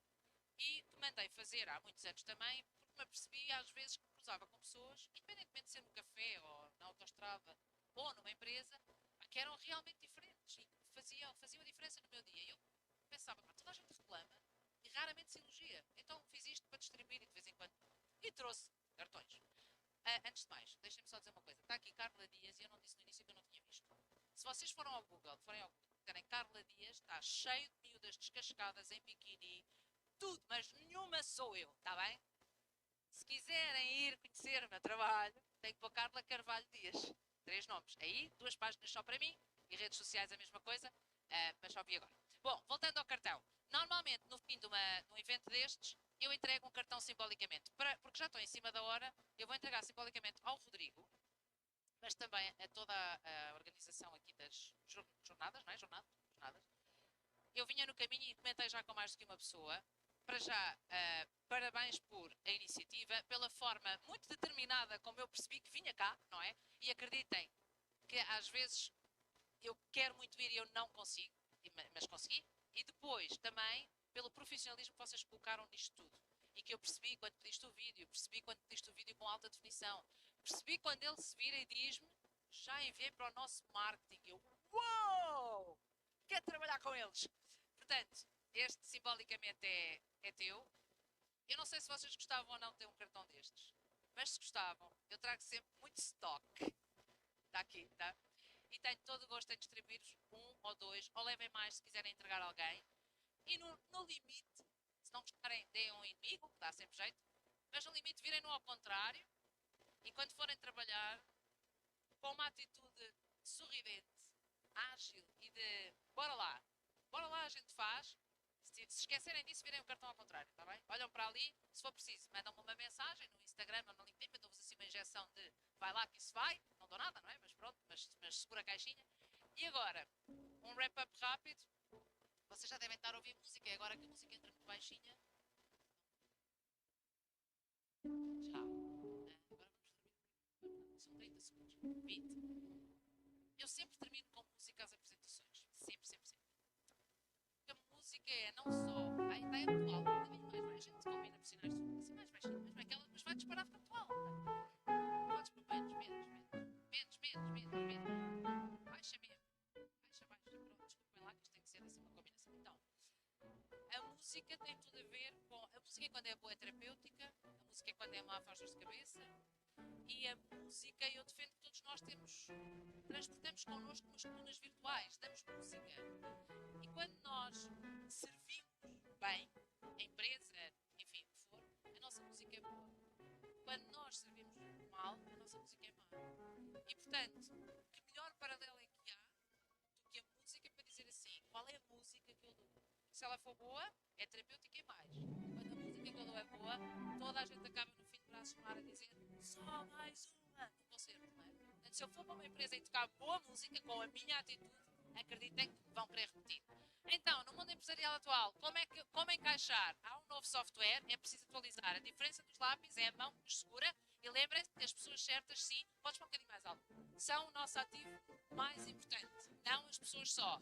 Faço, não faço, o que é que eu faço? Decisões que têm a ver com a maneira como eu encaixo na minha matriz. Não é um mundo VUCA, já é um mundo BANI e a eletricidade não surge da melhoria contínua da vela. Há um novo mundo empresarial à espera e temos que ser ágeis, flexíveis, responsáveis, com guidelines. Lembrem-se, passageiros, não vai funcionar bem, só mesmo com tripulação. Temos que ter coragem suficiente para ser ágeis e pensar fora da caixa, muitas vezes em ambientes onde tudo o que há são caixas e muitas. E agora? Sempre acaba, agora podes tirar. Depois eu peço para pôr outra vez para cima. Será tudo isto um ponto de partida, um ponto de chegada, um virado de página? Sempre que falo, seja onde for, pense nisto, que é, será que aconteceu alguma coisa aqui? E eu vou acabar como comecei. E agora podes pôr. Acaba de dizer-vos aquilo que vos disse quando iniciei, que é, não faço ideia, porque a escolha é vossa. A escolha vai ser sempre vossa. A escolha do caminho, a escolha da atitude. Lembram-se que eu falei de consistência? Consistência é fazer o simples bem feito sempre. Não é por estar aqui uma hora a falar de empresas ou fazer um curso de coaching que eu fico maior. Porque achar que faço um curso de coaching e sou maior é o mesmo que lavar os dentes só sábado e achar que a dentadura é saudável. Não, temos que lavar 2 minutos de cada vez, várias vezes ao dia, e eu tenho a certeza que a partir de hoje todos vocês vão lavar muito mais vezes os dentes e termino a dizer obrigada e parabéns, vocês são todos muito observantes. Ainda tem boneco, está ali. Obrigada. Obrigada, tão querido. Obrigada. Ai, eu estou com as calças, estou a pisar as calças. Obrigada. Eu não sei se vocês têm perguntas e respostas e tal, mas se tiverem, estão à vontade, está bem? Agora é a hora de dormir. Rodrigo, é suposto responder alguma coisa, não é? Não faço ideia, vocês mandam. Ah, está ali. Agora precisamos é tirar o som. Posso pôr os cartões aqui no rodapé e vocês podem servir-se? Quem estava a dizer que tem uma força? Dizem que as melhores decisões são tomadas no início do dia e não no fim, mas as decisões que são tomadas no fim do dia não nos obrigam a pensar melhor nas decisões que escolhemos tomar. Eu não sei se... Espera aí, a pergunta é, dizem que as decisões no início do dia são melhores do que as do fim do dia, é isso? E depois disseste mais qualquer coisa? Dizem que deve-se tomar as decisões mais importantes no início do dia em relação à noite. Sim. Mas as decisões que nós tomamos à noite não são mais impactantes, entre aspas, porque as temos de escolher melhor? Não... Rapaz, que pergunta difícil. Então, olha, vou responder de uma maneira em relação às decisões. Eu não sei responder, está bem? Não tenho uma resposta tipo é assim. Mas sei, lembro-me de um estudo que foi feito há muitos anos sobre os hábitos de sono dos gestores. E então, era um estudo sobre quem tem papéis de liderança com alguma responsabilidade e vidas ativas, como é o meu caso, tu à segunda-feira já estás com o sono em dia, à terça está menos em dia, à quarta está menos em dia, à sexta estamos estourados. Eu não me lembro do estudo todo, mas lembro-me da conclusão do estudo. E o estudo dizia, senhor gestor, Não tome decisões à sexta-feira, porque a sua capacidade já não está lá no lugar, já perdeu muitas horas de sono. E eu retive isso para mim. Até hoje é muito difícil eu tomar uma decisão grande a uma sexta-feira, porque penso, já estou muito cansada, sem discernimento. E eu acho que voltamos ao mundo que está complexo, ambíguo e não linear. Se eu te quisesse dar uma resposta tipo, claro que sim, de manhã, porque o cérebro está fresco, pois, inventava aqui 300 teorias de hormonas, não é? Mas eu diria que, com o que sei hoje, vai depender e muito da pessoa. Isto é, nós não somos todos iguais. Há pessoas mais nautívagas, gostam mais da noite, e há pessoas mais matutinas, gostam mais da manhã. Eu acho que, acima de tudo, é nós percebermos quando é que o nosso cérebro está no seu maior potencial e a nossa okayness também, que é, eu estou porreiro agora, este é o meu momento de estou ok para decidir. Portanto, eu não sei se há uma resposta certa para essa pergunta, mas é o que me ocorre. Fez sentido, Tomás? Sim? Mais alguém quer perguntar? Está aqui mais uma questão. Eu acho que eu este ouço, mas vocês não. Então ele está na tuna, tu cantas ou tocas? O que é que tocas? Ah, pita. Estou? Tá. Estou. Olha, em primeiro lugar, obrigado pela sua apresentação, obrigado pelo seu carisma. Eu, eu fiquei com uma dúvida, só para confirmar. Falamos muitas vezes daquilo que está certo, fazer aquilo que é certo, Fazer a coisa certa. fazer a coisa certa. É a coisa certa para si ou é a coisa certa para a empresa? É a coisa certa para a sociedade? Como é que define o que é a coisa certa? Se leres aquele livro vais perceber que é, nós todos sabemos, na dúvida, quando a coisa corre torta, nós sabemos o que é a coisa certa. E apetece-me dizer, no limite, é aquilo que para mim se me apresenta ser a coisa certa naquele momento. Ah, mas era a errada. Ah, ok. Mas espera, mas eu fiz com a intenção de fazer errado? Não, não. Eu fiz porque na minha consciência aquilo era o certo a fazer. Estamos a falar de fazer a coisa certa em situações em que estamos encurralados, percebes? Que é, pá, e agora, não é? E agora? E às vezes, ao fazer aquilo que eu considero a coisa certa, percebo mais tarde que não era a coisa certa. Agora, a intenção que tu colocas é a correta. Mesmo. Ok? Claro que podemos desenvolver teorias, não, é a coisa certa para a empresa. Claro que tem que ser a coisa. Vamos pôr a coisa assim. Às vezes, aquilo que para mim é a coisa certa é incompatível com aquilo que é a coisa certa para a empresa. E aí, assim, o que é que eu devo fazer? É uma escolha, percebes? Aí é uma escolha, caso a caso, vai depender das pessoas. Se calhar às vezes tens de fazer o que a empresa faz, se calhar às vezes não é preciso fazer o que a empresa faz, mas esta expressão do quando não souberes o que faz a coisa certa, que é assim muito abrangente, eu diria que ela também não pode ir tipo, é o certa para a empresa, não é certa para ti, ou certa para a equipa, não é certa. Às vezes há de ser certa para nós, às vezes há de ser a coisa certa para a empresa, mas até aí nós sabemos, percebes? Eu acho que até aí nós sabemos, nós estamos ali e dizemos assim, pai, isto não sou eu, mas está bem, vá, mas pronto, vá. Não é? Porque pronto, tem que ser, vá. Ias perguntar uma coisa também, não era? Não. Ah, não, vi-te com o microfone. Ah, foi só para lhe. Foi para apoiá-lo. Mais alguém? Não? Bem, não deve ter sido assim tão mal. Vocês estão sentados, já tinham fugido todas porta fora. Então, olhem, obrigada mais uma vez. Boas jornadas, bom curso e à distância de um clique, hoje em dia é muito fácil. Mas não ponham Carla Dias, tá? Não, vai correr mal. Então vá, obrigada, um dia bom para vocês. Obrigada. Olha, Rodrigo, o teu cartão está aqui. Podem levar mais que um, se quiserem para dar à namorada e ao namorado, dá jeito.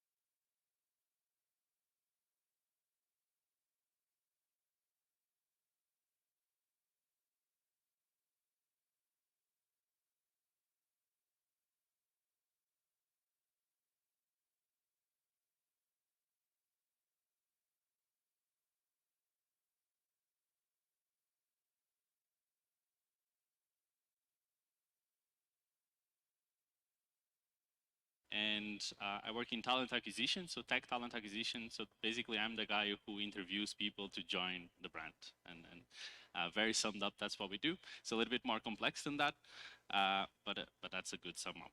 And the reason why we're doing this presentation is to to give you a very generic knowledge of how to step into your career. So how to start when you're finishing your degree or even going to the working world, how to properly build a CV, how to properly build a LinkedIn profile, and as well how to behave in an interview. So here's the agenda for this session. Of course, I'm going to introduce you a little bit about Adidas. Who here knew that Adidas is important? We have a massive office over here. Okay, some people, nice. So yeah, there was a visit on Monday, I think, that some students took over there. So I'm going to talk a little bit about what Adidas does. Of course, everyone knows the brand. We do a little bit more than shoes and t-shirts. So I'm going to talk a little bit about that. But of course, focus a little bit more on step 2 and 3 over there, which is, as I mentioned, to kickstart your career and how to do a proper interview so you nail it, the job that you want, okay? So this is the roadmap of Adidas Porto. I'm not going to go through all of these steps, don't worry about it. I'm just really going to focus here on the birth of the Tech Hub in 2021. That's when Adidas decided to incorporate a technology hub here in Porto. We've realized that Porto is a location that has very good talent and a good amount of it. So it made all sense, like other companies were doing, to create a hub here. So our office in Porto at the moment is around 900 people that work over there.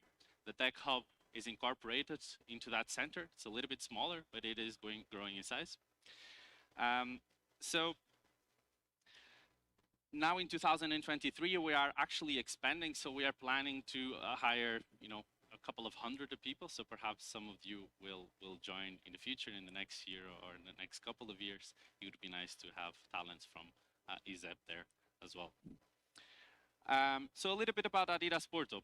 As I mentioned, plus 850, so almost 900 people that work over there. We have over 40 nationalities in our hub, so that's why the official language is English, of course, because there's really people from all over the place, mostly Europe, but we also have people from Japan, Korea, China, United States, Africa, and really all over the place. Average age is 32.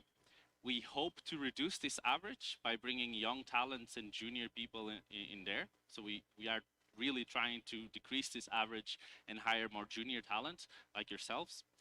And 90% of the people who work there do have a degree because it's an excellence center. And you don't need to have a degree to do the job, but it helps. So in terms of languages, over 15 languages are there. It is a hub that supports all processes globally. And of course, the majority of Europe speaks English, but once you step into Middle East or Latin America or Asia, you really need the specificity of the language and people that speak it in order to conduct business. And that's why we have so many languages over there. So Adidas Porto overall is present for 13 years. And the average time that someone stays with Adidas is 2.5 years. We want to increase that as well. So we are actively improving the benefits that we pay employees and that we give them, and actively working on the culture of our hub so people stay a little bit longer. And this is really our goal. It's very expensive to hire and to retain people. So of course, we want to increase this time. So going out to the Tech Hub, and this is what interests you the most. Most of the times, and I saw it over there, people that work here say, "Oh, I'm from civil engineering, I'm from industrial engineering or materials engineer. I can't work at Adidas." You can. Okay, we have people from all over all the fields of engineering, so you don't really necessarily need to be from information systems or software to work in our Tech Hub. We do have people that come from, for example, from industrial engineering or mechanical even, okay? Once you're an engineer, you know how to solve problems, and that's what we want from you. We give you a little bit of upskilling, and you will be able to do so, okay? So what we do here in our Tech Hub. So it is growing. At the moment, it's relatively simple. We hope it to become much more complex. But at the moment, very summed up, what we do is we support SAP. Who here knows what SAP is? Okay, very few people. So, but SAP is an ERP that most global companies use. It's a super complex system where all the data can be input and the company can organize itself. So we support that globally, right? We do the consultancy, so that means business analysis. So it's the bridge between the technical teams and the business. We also do development for software developers. We do back-end and front-end as well. And we also do a little bit of QA automation and even functional testing for our systems. We also have the digital teams. These are the people who, when you go to the website and you see all of those pictures moving and the text over there and even on the app, everything that appears on the website, it's made in Porto. So this is the people who they make sure that everything is functioning. If, for example, if you go on Chrome, if you go on Safari, if you go on the web or on the app, everything gathers up together and functions properly. So all of this is done in Porto at a global scale. These are the technologies that we use, or some of them. I'm not going to name them all, but I'm sure if you look at the logos, you can understand a few of them. And then we also have data. So data plays a key role in most engineering, in most companies. So of course, a company this size cannot function with historical data and prediction of the future. And so we have data engineering, data science, architecture, machine learning, product ownership. So if you're interested in that kind of area, Adidas Porto is definitely a place to go. We have over 50 engineers over there working with this type of information. So how it is to work at Adidas, as you can see, we have a lot of fun over there. It's a very chill environment, I would say, definitely not corporate, despite the dimension of the company. We are 70K plus all around the world. We still keep a very casual and familiar kind of environment. We don't wear suits and ties. We definitely don't wear Nike. So it's always, in a very casual tone. We do several events like parties, summer parties, Christmas parties, some team dinners and all of that. We have an open door policy. But what does that mean? An open door policy means that even if you're a junior, even if you're an intern, you can walk into, well, not walk in because there are no rooms, everyone sits on the same place, but you can go to the director's desk and actually talk to him. Okay, you don't need to go through all the steps of the hierarchy to talk to a vice president. You can actually go and just talk to them. So that's what an open door policy means. And we feel that really helps, everyone feeling more comfortable and equal in the workplace, because of course there's a hierarchy, but you don't see it when you are at the office. We are part of some communities here in Porto. Portuguese Women in Tech is something that Adidas is very keen on funding because we feel there's not enough women in technology. So we are really a big sponsor of this community to bring more girls and women into technology. So we have some programs that they can join in, and we also work with some local communities like faculties and universities for them to study. We also partner with tech communities like Data Science Portugal, Data Engineering, Software Engineering for SAP. So when you are a part of Adidas, you are not just a part of Adidas, you're part of a whole set of communities that Adidas involves with. So your network can be expanded much further than Adidas itself, which is already large enough, right? So now let's go on the topic that why you're here for, right? So that's starting your career. And I remember when I was back at uni, I had no idea how to apply for a job, how should I do it, how to look for a proper job. In the old days, you went on a newspaper and all the jobs were there.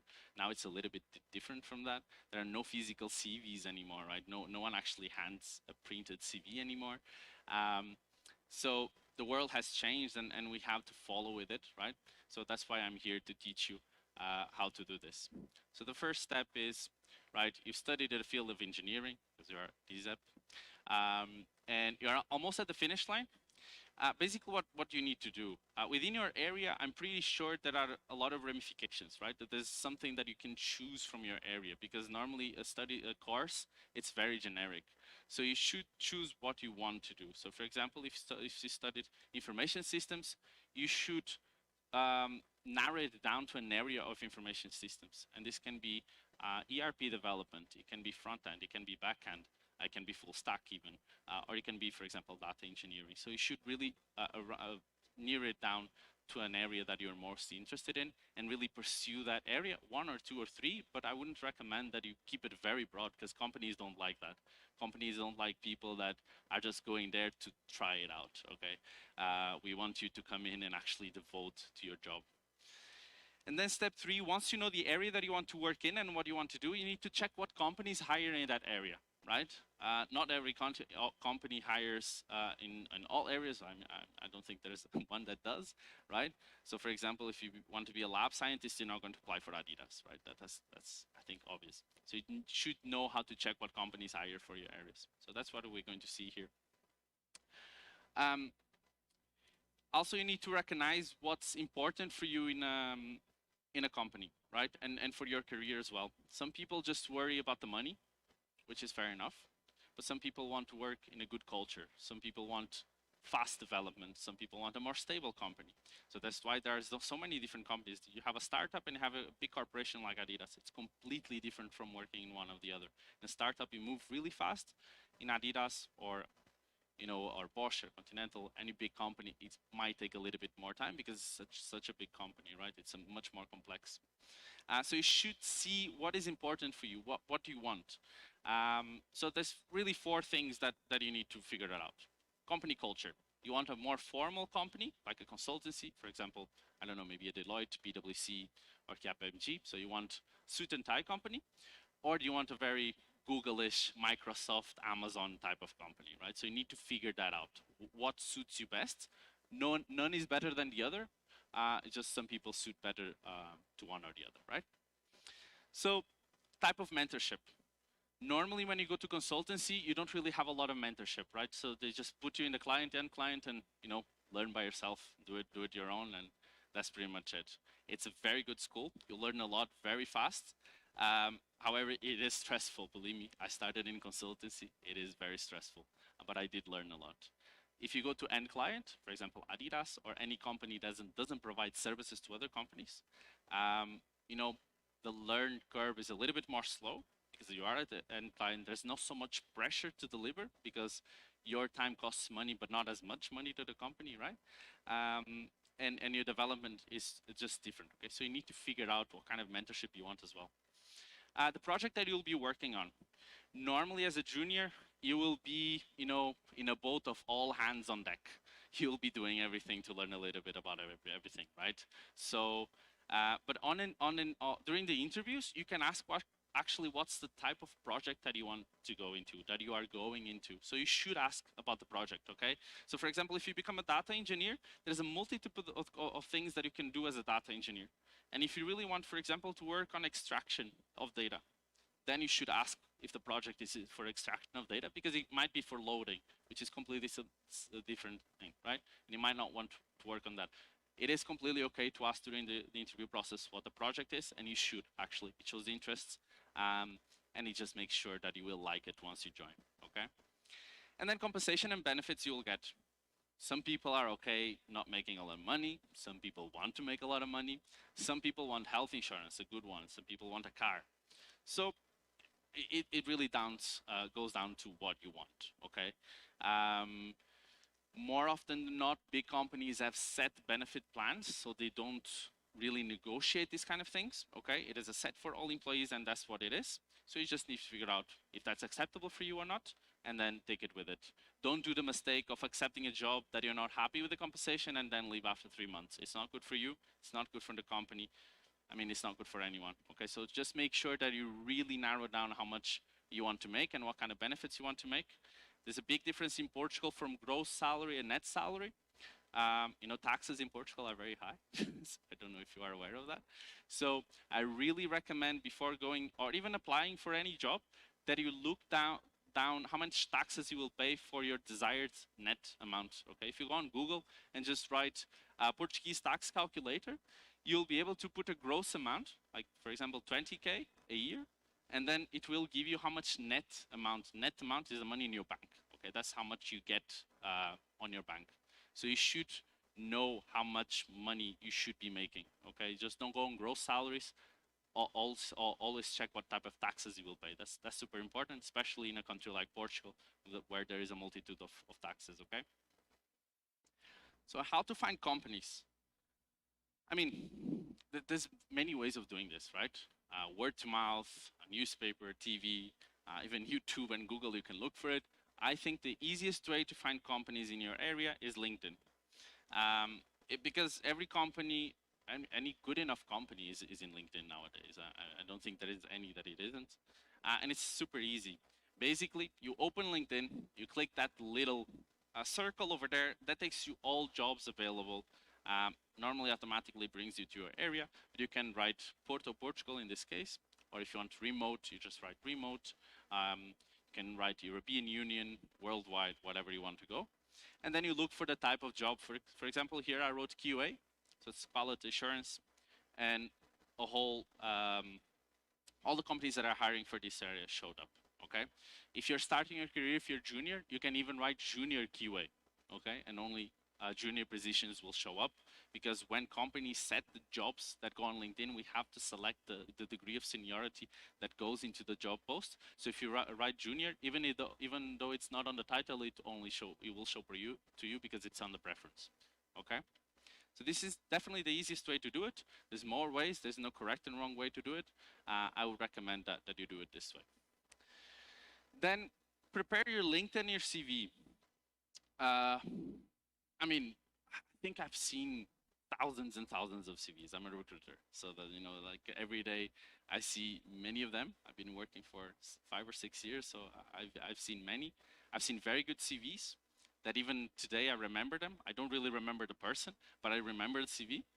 And I've seen very bad CVs, which I also remember, okay?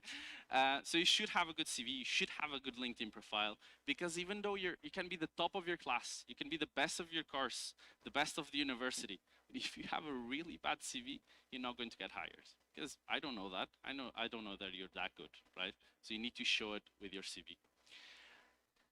So LinkedIn is also super important nowadays. As I mentioned in the beginning, nowadays, no one prints down their CV and goes to the office of the company and delivers it there, right? It's unthinkable nowadays to do that. First, waste of paper. You have to commute to the company. Nah, let's just do it online, right? And LinkedIn kind of makes that whole process more simple. So you should have a LinkedIn. Once you're stepping into the career world, into the real working world, you should have a LinkedIn profile. This is, in my opinion, much more important than having an Instagram account or a Facebook account, because your job, your career might depend on this, okay? So who here has a LinkedIn profile? Okay? The ones who don't, please create one, okay? It is super important. Why is it important? This is how companies scout for talent. Nowadays, if I want to find juniors, for example, I was hiring for a junior data engineer. When I was looking for these people, you know, I went on LinkedIn, and the ones here that had a LinkedIn profile will show up on my search. I will contact you, I'll send you a message and you can apply. If you don't have it, there's no way you will hear about it, right? So that's why it's so important. And LinkedIn is I guarantee you, very important when it comes to talent acquisition, okay? When building it, as a junior, you're not expected to have a lot of experience. Okay, we know that. Okay, don't feel bad because you can't fill, you know, a lot of pages. You can't put a lot of information there. We all been students. Everyone working in talent acquisition has been a student. I've also had my first job, so before that I had 0 experience. Okay, we are comprehensive, and we know that you don't have a lot of experience as a junior. So don't worry about it. Okay, it's fine. So perhaps let's go on the structure of a LinkedIn profile here. You should add as many people as you can that you work with, if you have a part-time job, if you have a side job, and people you study as well. Add your professors, okay? Add people that have network, because when in the future, if they engage with your posts or they want to contact you, if a professor wants to engage with you after you finish your degree, this is the easiest way for them to do it. So add your professors, add your student friends on LinkedIn and make sure you have connections with all of them. Then your profile photo. And the reason why I'm mentioning this is because I've seen beach photos on LinkedIn. It's still a professional network, okay? So rule of thumb, if it's good enough to go on Instagram, it's not good enough for LinkedIn, okay? No shirtless pics, please. It is a professional network, okay? So just a photo like this, João, that'll be good enough. A face photo, that's more than enough, and it should be grand. Then about your head message. So of course, João here, as you can see, João is the head of Porto Hub. So he's a big boss in Adidas Porto. He has a lot of things, right? Of course, he was the junior as a student. You won't have all of this to show up, which is fine. But you don't necessarily need to write students of industrial engineering. You don't necessarily need to write that. You can write other things, okay? The head is where you can show your creativity, where you should show your creativity, and actually, you know, make it interesting. So when I see it, I click on your profile and I contact you, okay?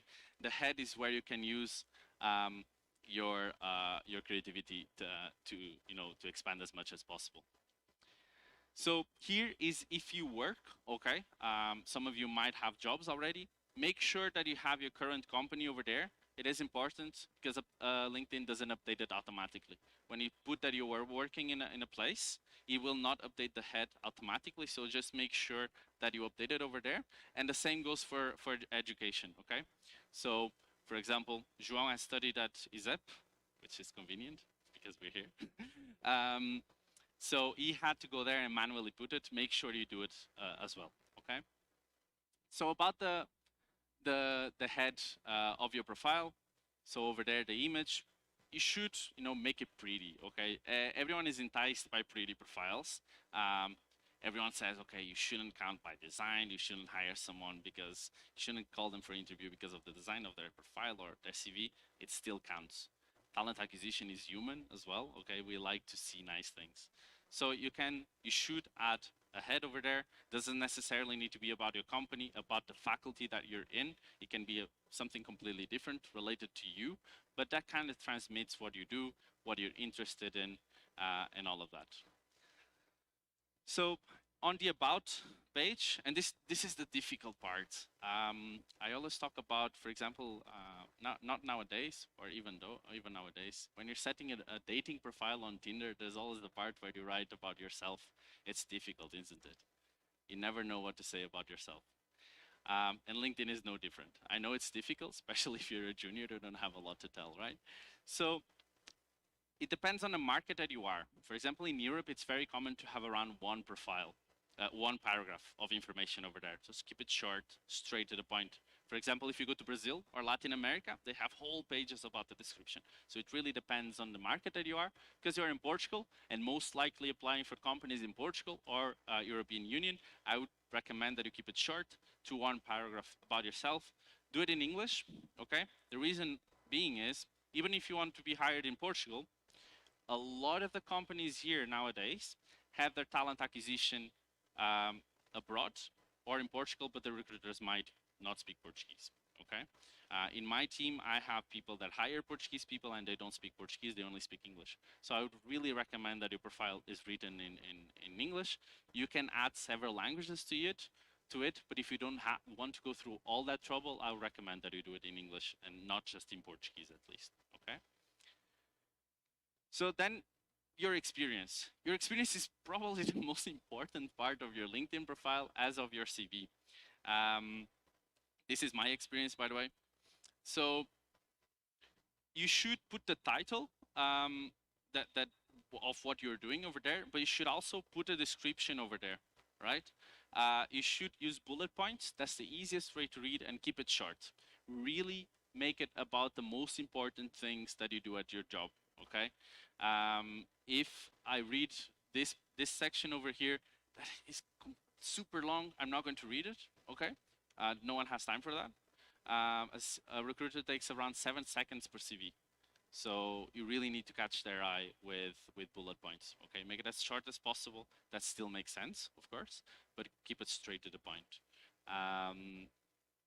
And then there's a part of getting promoted and all of that, but you know that's in a few years for that. It's not really where you are at the moment, right? Then about education, exactly the same. Keep it updated. Put any certifications or licenses that you have over there, and you know you can put a brief description of what your degree involves. The reason why it's important is it's not sincerely. I'm not going to read it, the description. However, if you write some keywords over there, those keywords will help you to show up on my search. Even though I'm not going to read it, LinkedIn will show it to me because I looked for those keywords and they are written on your profile. So keywords are very important. And you can use all of these spaces to smartly put keywords over there, okay? Then your activity. Activity on LinkedIn refers to every post, comment, and like that you put.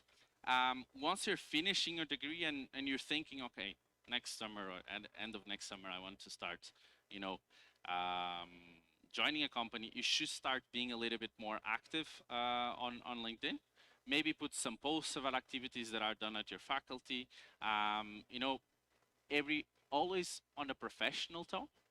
Obviously, it's not about you going to the beach with your friends. It's always on a learning and development kind of side, okay? But I would really advise you that you do so. Tag your professors, tag all of them, because once these people that have a high network are tagged, their network will see your posts. They might reach out to you because you were involved in this kind of activities. So you should post, okay? It's more important to post on LinkedIn than on Instagram, I would say, okay? Now let's go to the CV, and I think this is probably the why you're here, how to build a CV. So I've majored in the international relationships. I didn't do human resources, even though I'm working in it now.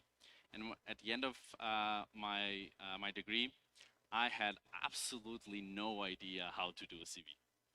And I guarantee you my first CV was shite. It was really, really bad. Nowadays I look at it and I was like, God, what was I thinking, right? So I'm here to teach you how not to make this mistake, so learn from me, okay? So this CV here's from Afonso. It's very similar to mine. I taught him how to do that. So basically, there are a few rules that should be followed, and there's 4 main things that you need to consider when doing your CV. So experience, education, side projects, and the design of it. Let's perhaps start with the design, so the structure of the CV. A lot of people make the mistake of putting the first experience that they have at the top and the current experience that they have at the bottom. This is the wrong way, okay? It should be vice versa. So as you see here, Afonso, I mean, you can't really read it. However, he's working at Adidas, so that's on top, and he started working at Wipro, so that's on the bottom, okay? The first thing I see on your CV, the first part of experience that I see on your CV should be the most relevant one, okay? Not the least relevant. So always from the newest to the oldest, okay?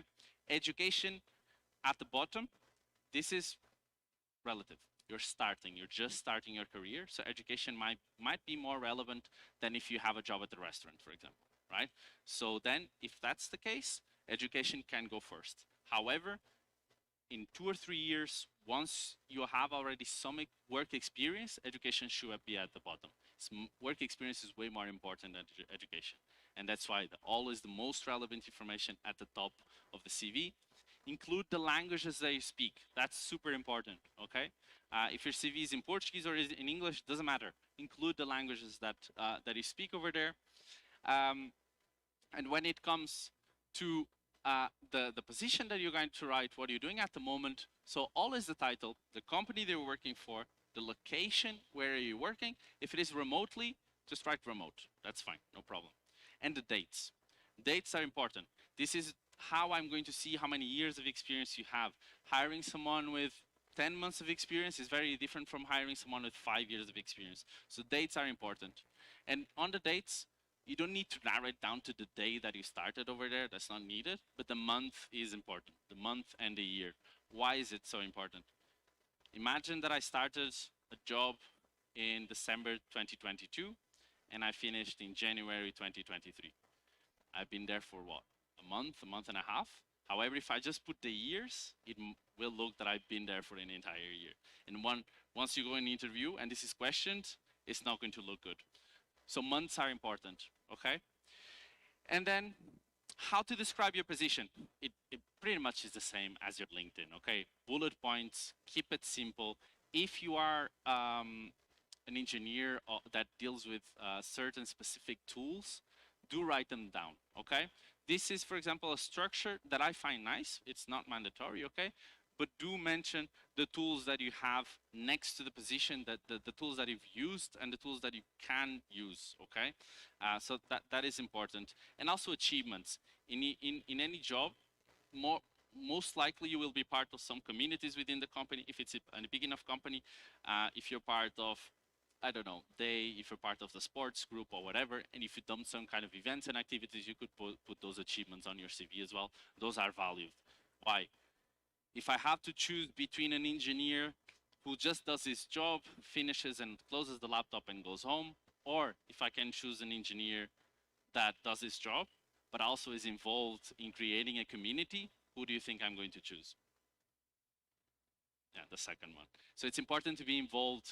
For example, the students who organize this event, this is super important. They are not just students, they are involved in other things as well.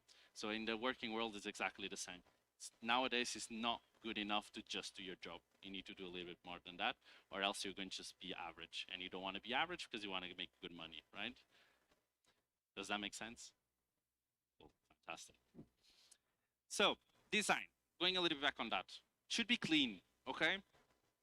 One thing that I and my colleagues I talk to, we really don't like are CVs full of colors, images, and useless information, empty space, you know, that there's no point. Your CV is probably one of the most expensive real estates you will ever have in your life, okay? The space on your CV is super valuable. Use it as much as you can. Don't leave blank spaces, okay?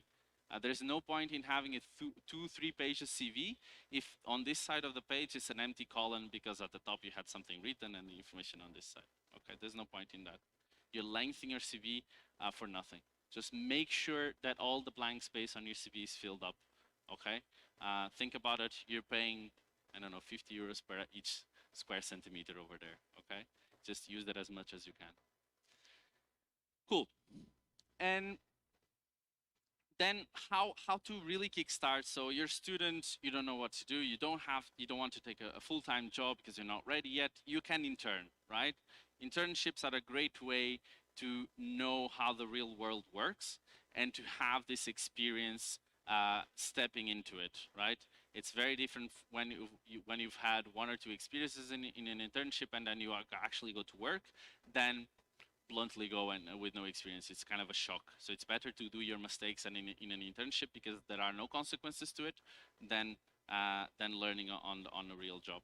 So I really advise you to take on internships. There's 3 types of internships in Portugal that you can do. Those are curricular that go through your masters, or some bachelors also have it.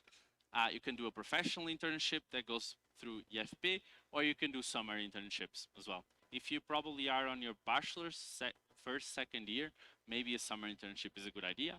Instead of spending the summer playing video games or going to the beach, you can actually have some proper job, make some money, and gain experience and build your CV from the beginning of your student life, okay?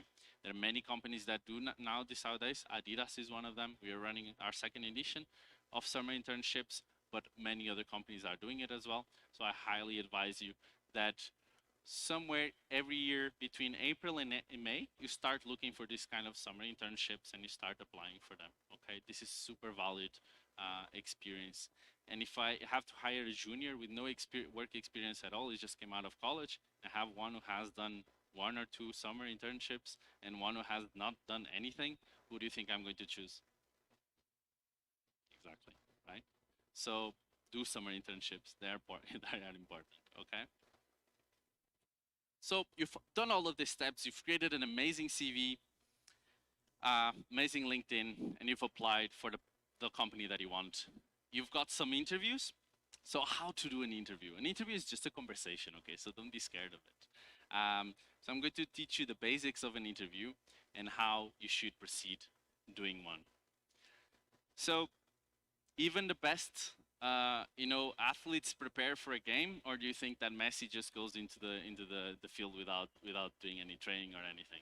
He doesn't, right? So he does prepare, he does train a lot. An interview is exactly like this. Before coming here to give this talk, I actually prepared. So everyone that does things good, they need to prepare. You can't just go and I'll wing it. It doesn't work that way, right? We can tell if you are doing this. So you should prepare. And how to prepare for an interview? Basically, imagine that you have an interview with Adidas. How to prepare for it? Go on our website. Every company has a website and About Us page. Read about the About Us page, okay? There we will have our culture, what we want to do, what we do. It's good if you go to an interview and actually know what the company is doing. Believe it or not, I've had people interviewing and they had no idea what the company did. It wasn't Adidas, it was before, but this has happened, okay? So make sure that you know what the company does and what they stand for. Look in their careers page and see what the positions that they are recruiting. Even though you're applying for a junior position, it's nice to know what areas or what other areas they're recruiting, so you get a better gist of what they're doing. Maybe they're building a team. So if they have a lot of data engineering positions, they're building a team, right? And if you say this to the recruiter during the interview, this will really show that you made your research. I will be impressed. I was like, damn, he knows his stuff, right?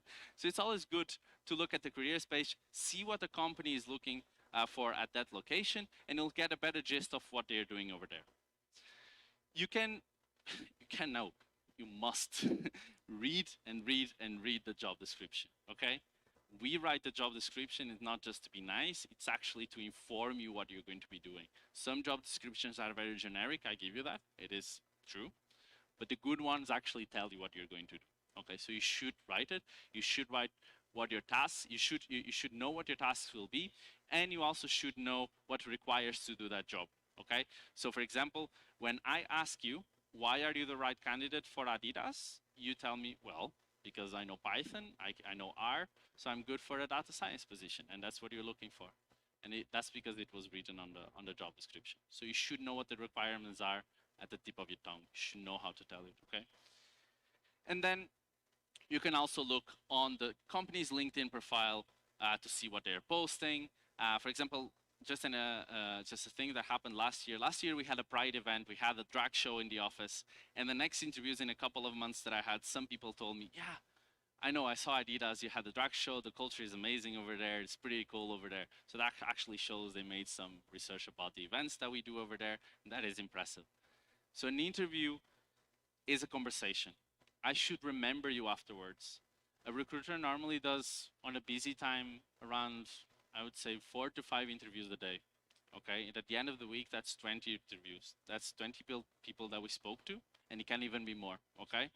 So really make a strong image at the interview, because it's not because I'm a bad guy, but if I interview 20 people every week, you can imagine that some I will forget, right?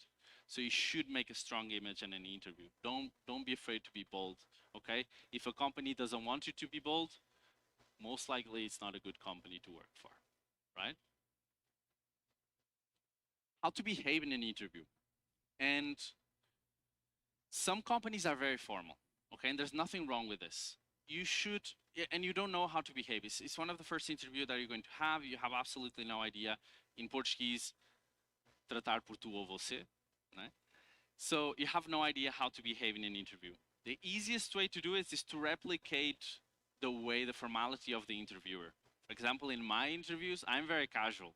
For me, it's just a conversation. We are the same, we're equals. There's no você. It's tu, somos amigos, pá, tá tudo fixe. So you should replicate the formality of the other person, okay? Of course, the interviewer is the one in charge, right? So he will set the tone for the conversation and you just replicate that. If you do that, you're safe, okay? For example, I'm very casual. I want you to be casual with me. If I was very formal, maybe I work in a law company and you know, I wear a suit and tie and you know, everything is very formal. Maybe I want you to be formal with me as well. So just replicate it. You should be fine doing that. Oh, here as well. When you're answering questions, always be straight to the point. Normally, first interviews, they go for half an hour, 45 minutes, right? That's normally the average time for an interview.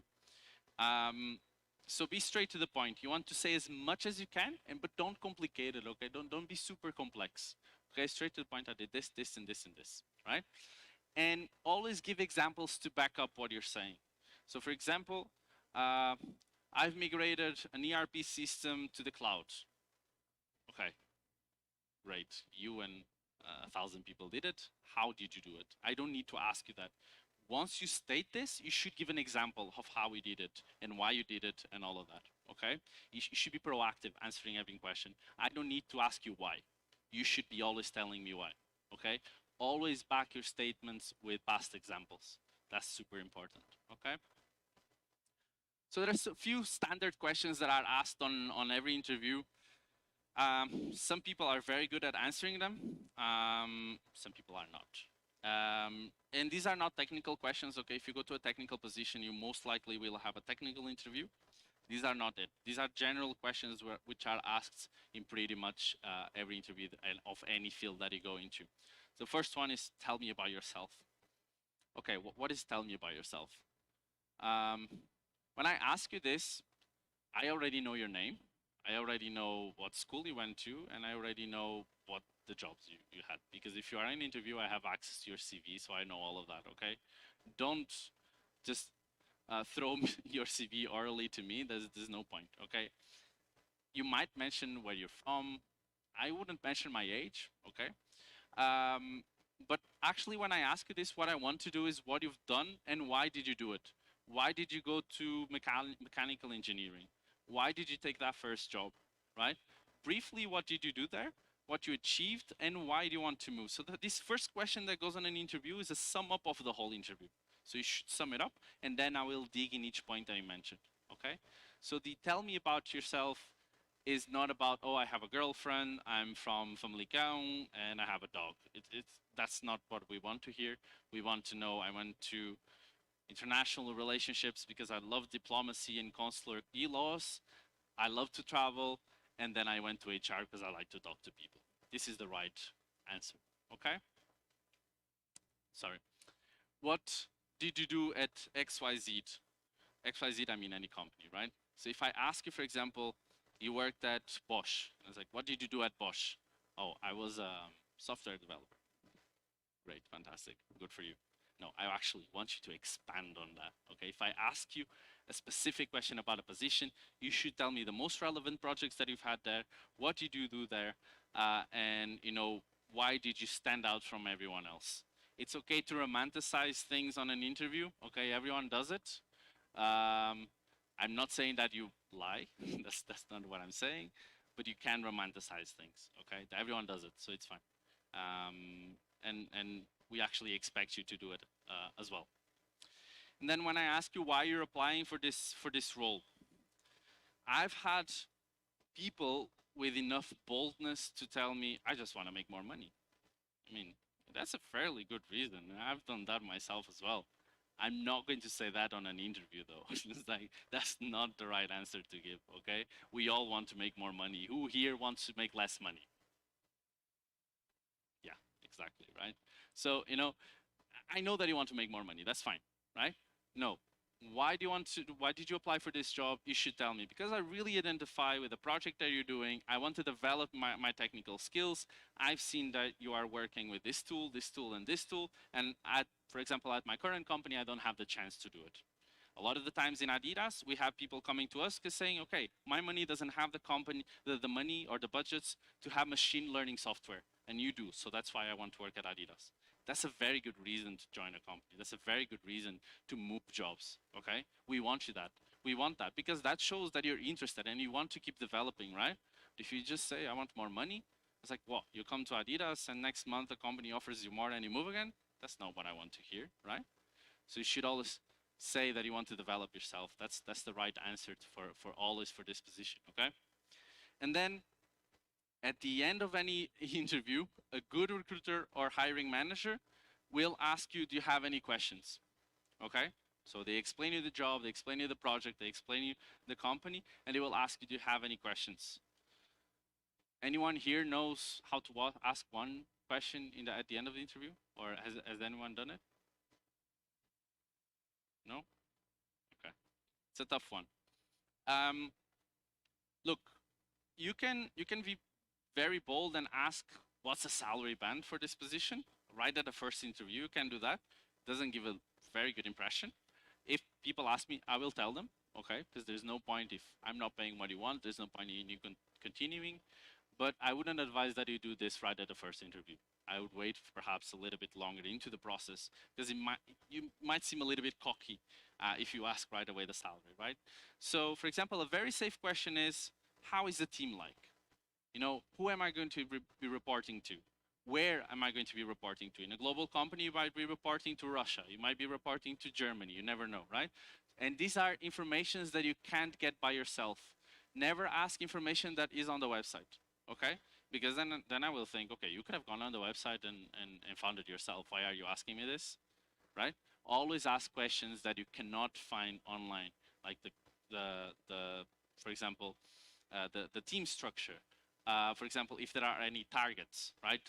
How am I going to be evaluated and what are the targets for this position? What do I need to do? How often will it be evaluated? What is the development process that you have in place for employees, right? Do you have any mentorship programs if you're a junior? That makes sense, right? So these types of questions normally are not on the website, so you can ask them and you should, okay? This will give you valuable information about the company, and you actually will seem interested about the job and the position, okay? And you will not show that you haven't done any research in the case that you haven't, okay? So from my side, that's pretty much it. Thank you for listening. I hope this has helped you in some way in the future, okay? And if you have any questions, we will be outside over there. You're more than welcome to come and talk to me, okay? Cool.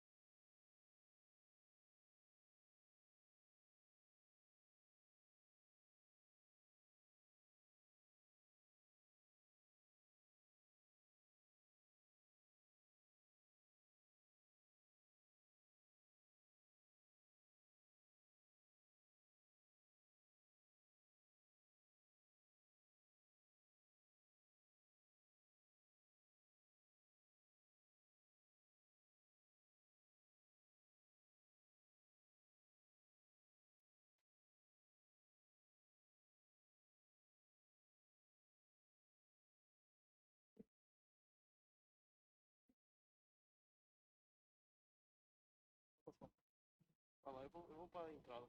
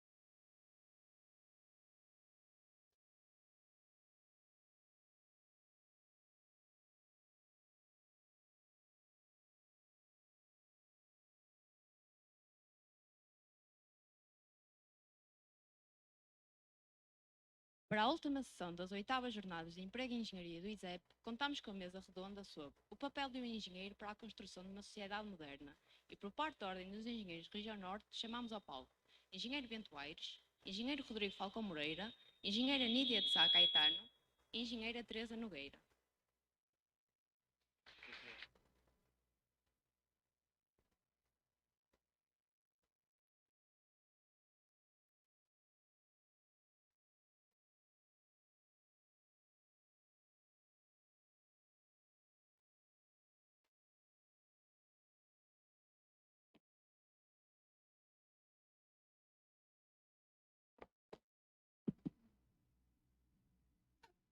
Boa tarde a todos. Acho que me estão a ouvir, então. Onde é que está o Rodrigo? Está aqui. Desta vez não lhe tratei por Francisco, por isso já está com sorte. Por isso agradeço à Associação de Estudantes o desafio que fez à Ordem em patrocinar este painel. E comigo temos o vosso professor Rodrigo Falcão Moreira, que neste painel é o único que não é dirigente da Ordem, não sei se é Rodrigo Lucia Cadastro. A Teresa, a vossa professora também, a Teresa Nogueira, que integra o Colégio Regional de Engenharia Eletrotécnica, e a professora Nídia de Sá Caetano, que é por quem eu tenho de ter mais cuidado e mais consideração, que é presidente do Conselho Fiscal, por isso é que fiscaliza o Conselho Diretivo Regional. E o painel que nos foi proposto é o papel da engenharia na construção de uma nova sociedade, de uma sociedade moderna. E eu desde sempre tenho dito, e sobretudo para profissões mais da área social, eles estranham-se um bocado, é que a engenharia é uma das principais profissões sociais e que tudo aquilo que nós fazemos tem como fim último a proteção, a melhoria da qualidade de vida e a proteção da sociedade e dos cidadãos. Por isso essa é a minha visão e desafiava desde já os meus colegas de painel se partilham desta visão ou não. E depois iremos entrar em matérias mais específicas de cada um, talvez com o Rodrigo Falcão Moreira focarmos no papel da engenharia civil numa sociedade mais segura e mais protegida. E em termos de sociedade nós estamos a viver um conjunto de grandes transições, a digital, a da sustentabilidade e estamos muito dependentes agora do sucesso da transição, que é a transição energética. E a Teresa seguramente que nos irá dar uma visão e a dimensão dessa sociedade moderna que precisamos em termos energéticos.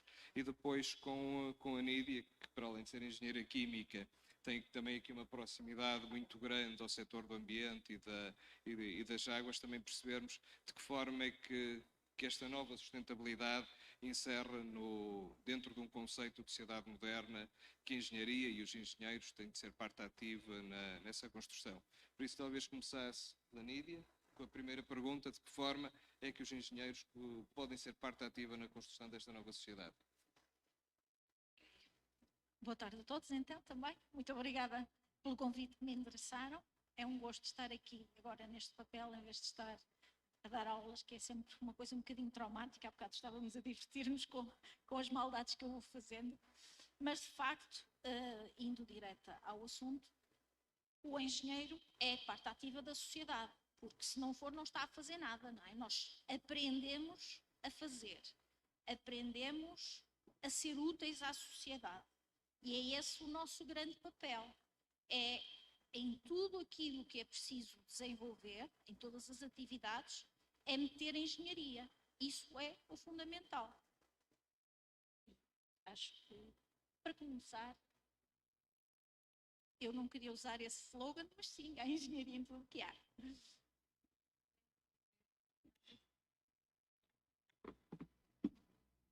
Muito boa tarde a todos também. É com enorme gosto também que estou aqui e que me foi proposto vir aqui falar sobre o papel do engenheiro na sociedade moderna. Eu vou só fazer aqui uma reflexão. Isto da sociedade moderna, que nós temos o hábito de falar, o que é isto da sociedade moderna? Vocês, os jovens, estão convencidos que estão a viver na sociedade moderna, porque agora dispõem de tecnologia, de informação que os vossos pais e os vossos avós não tinham. Os menos jovens, eu inclusive, também acho que esta é uma sociedade moderna, porque os filhos e os netos têm acesso a tecnologias e informação que nós antes não tínhamos. Portanto, isto da sociedade moderna, o que é? É a sociedade atual, é isto que nós estamos a falar. Mas eu recordo-me, há 50 anos, os meus avós diziam que eles é que viviam na sociedade moderna.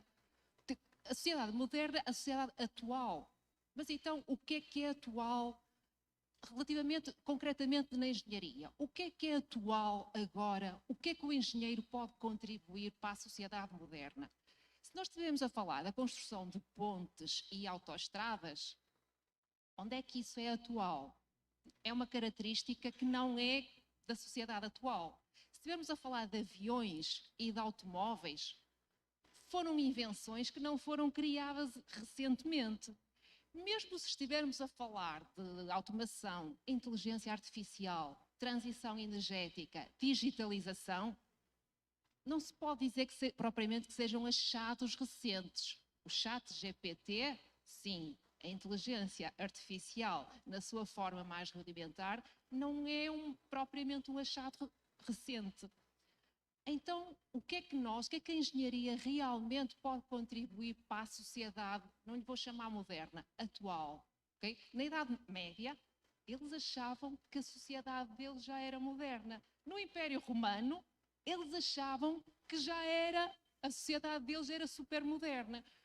Hoje em dia, nós temos uma vantagem relativamente a todas essas sociedades que já se achavam modernas. É que temos acesso a uma enorme quantidade de informação, temos acesso à informação do que é que correu mal anteriormente e, portanto, estamos em condições, talvez, e, portanto, em condições, oportunidades e responsabilidades de fazer melhor.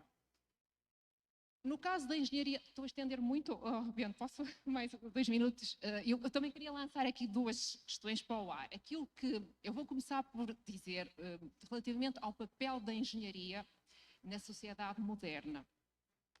Para mim há 2 aspectos que são absolutamente essenciais. Um deles é a sustentabilidade do planeta. Tudo isto que nós conquistamos ao longo dos 2000 anos, nós não queremos perder de forma nenhuma. Eu não quero deixar de viajar, eu quero ter o telemóvel de último grito, eu quero continuar a passear ou a viajar nas grandes autoestradas. O grande desafio atual da engenharia é continuar a ter isso tudo a custo ambiental zero. E isso, acreditem, é um enorme desafio para nós e muito mais para vocês, a próxima geração. Portanto, ponto número 1, sustentabilidade, fazer tudo, garantir todo o conforto, toda a tecnologia que eu tenho a custo ambiental zero. Ponto número 2, melhoria das condições de vida das pessoas. Eu sei que pode parecer estranho. Vocês agora dizem o quê? Mas as pessoas não vivem bem? A água e a luz chegam a toda a gente. Qual é a novidade disso? Bom, vamos a falar em Portugal e Europa, ok? A luz não chega ainda a toda a gente. Nós não vivemos bem. Temos casa, temos carro, fazemos férias, temos os telemóveis do último grito. Nós não vivemos bem? Eu deixo à discussão, mas eu digo-vos, não vivemos bem. Trabalhamos imenso, desdobramos-nos em horas extras, passamos pouco tempo com a família, endividamos-nos para ir para férias, para comprar um carro, para comprar uma casa e estamos a pagar a dívida até aos 80 anos. Não, isto não é viver bem. Bom, 2 pontos importantes que eu deixo aqui à discussão, portanto, a sustentabilidade do planeta e a melhoria das condições de vida. E isso são os grandes desafios, os próximos desafios que vocês, acima de tudo, têm para os próximos anos, os vossos anos de ouro que se aproximam. Até já.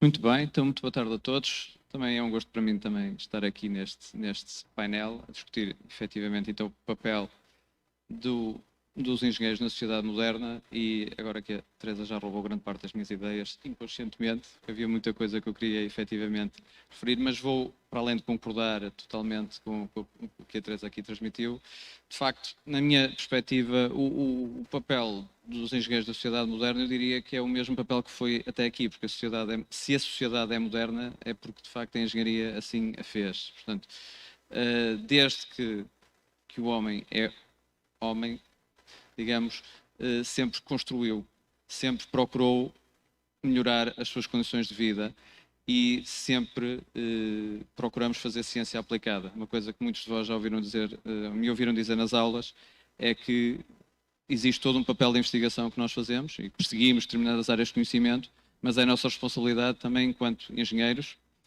perceber de que forma é que vamos transformar a investigação que fazemos e os avanços que conseguimos em coisas úteis para a sociedade. Portanto, tudo o que nós fazemos no domínio da investigação tem que depois passar para a sociedade e permitir, aí sim, digamos, melhorar as condições de vida, fazer avanços tecnológicos. Portanto, na minha posição, de facto, o papel vai continuar a ser o que foi até aqui, naturalmente, com o ritmo de avanço do conhecimento que está sempre a aumentar de intensidade. A minha expectativa, e diria talvez a minha preocupação, é que não se venha, com o advento da tecnologia, não comecemos a perder engenho. Ou seja, houve alturas, não é, em que nós tínhamos menos tecnologia ao dispor e, enfim, havia decisões que tinham de ser tomadas com mais ponderação, porque não tínhamos meios tecnológicos, não tínhamos meios computacionais e tínhamos que olhar para as coisas de outra forma. Não vou dizer demasiada tecnologia, mas muita tecnologia por vezes também faz-nos relaxar um bocadinho e tornar-nos demasiado dependentes, não é? Muitos de vós também já vão vir dizer nas aulas, há uma razão para nós não darmos máquinas de calcular aos nossos filhos quando eles estão, digamos, na instrução primária. Portanto, eu diria, temos que valorizar o papel, efetivamente, da engenharia e perceber que se a sociedade é o que é com o contributo dos engenheiros, e temos também que aprender com o que fizemos menos bem no passado, porque naturalmente hoje sabemos mais do que sabíamos, e melhorar efetivamente sempre as condições de todos. E acho que da minha parte é isto. Muito obrigado aos três. Vamos então agora começar a ir às matérias mais específicas. Nídia, no âmbito da engenharia química, nova indústria, nova reindustrialização, de que forma é que todas estas matérias se cruzam com uma engenharia sustentável?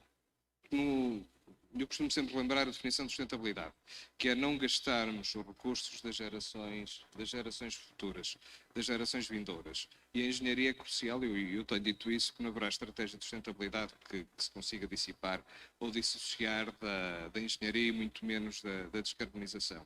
Que contributo é que a engenharia pode dar para acelerar e para contribuir ativamente para se conseguir atingir as metas que temos entre mãos? Ora bem, do ponto de vista do engenheiro químico, nós estamos sempre envolvidos nos processos. E como engenheiros, aquilo que nós pretendemos é tornar os processos o mais eficientes possível. Seja do ponto de vista da utilização de recursos materiais, seja do ponto de vista da utilização da energia. E se tomarmos estes dois exemplos, estamos justamente a trabalhar na direção da sustentabilidade. Produzir mais com o mesmo recurso, com os mesmos recursos. Nós antes, enquanto engenheiros, tínhamos sempre como filosofia obter o máximo lucro possível. E não pensávamos em mais nada. Ficava por aí. Mas o máximo lucro não significa apenas ganhar mais dinheiro.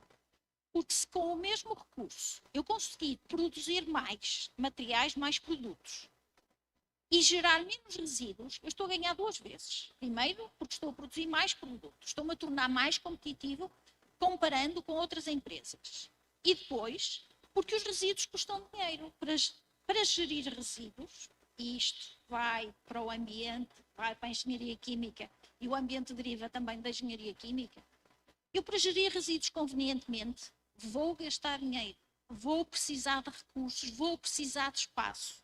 Portanto, isto leva-nos a pensar nos processos e nas empresas como entidades que têm que ser analisadas, e daí que é importante nós estarmos sempre a aprender, sempre a estudar e percebermos também que não vivemos isolados uns dos outros. O engenheiro químico tem um bocadinho, se calhar, esta mania. Nós conseguimos fazer tudo. Temos um curso, uma formação muito horizontal. Tanto fazemos coisas mais ligadas à mecânica, como fazemos coisas mais ligadas à energia. Mas, se calhar, há pessoas que são mais especialistas naqueles temas e, portanto, nós ganhamos todos se conseguirmos atribuir ou dar a responsabilidade da gestão de algumas coisas específicas ao engenheiro civil, ao engenheiro mecânico e falarmos todos a mesma linguagem. E isso é uma grande dificuldade. Nós estamos muito habituados, e vocês estão habituados, eu ouço-vos debaixo da minha janela a berrarem, mal entram para aqui, para o ISEP, a berrarem contra as outras engenharias todas.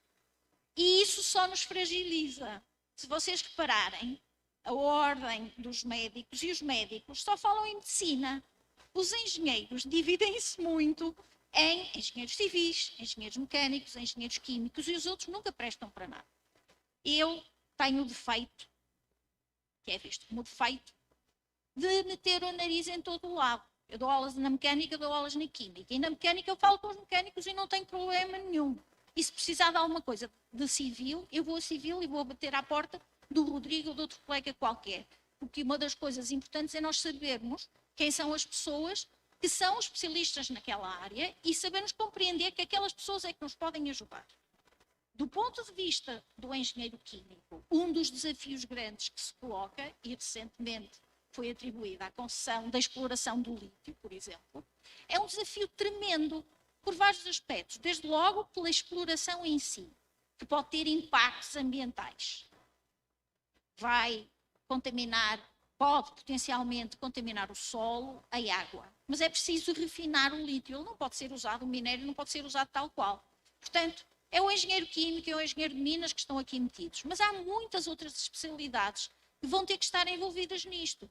O estudo de avaliação de impacto ambiental, que é obrigatório para estes grandes empreendimentos, vai envolver especialistas de muitas engenharias e também de outras áreas que não as engenharias, das ciências, até das artes, se calhar. Portanto, nós estamos num mundo que é global e é isso que nós não devemos esquecermos. Estamos todos interligados e a sustentabilidade depende muito de nós sabermos, de sermos capazes de entender para além daquilo que são as nossas limitações, de estarmos abertos a ouvir os outros e de sermos capazes de evoluir.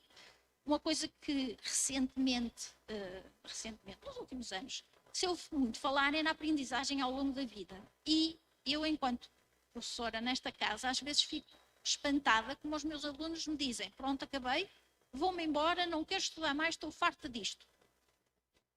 Eu acabei o meu curso em 87, façam as contas.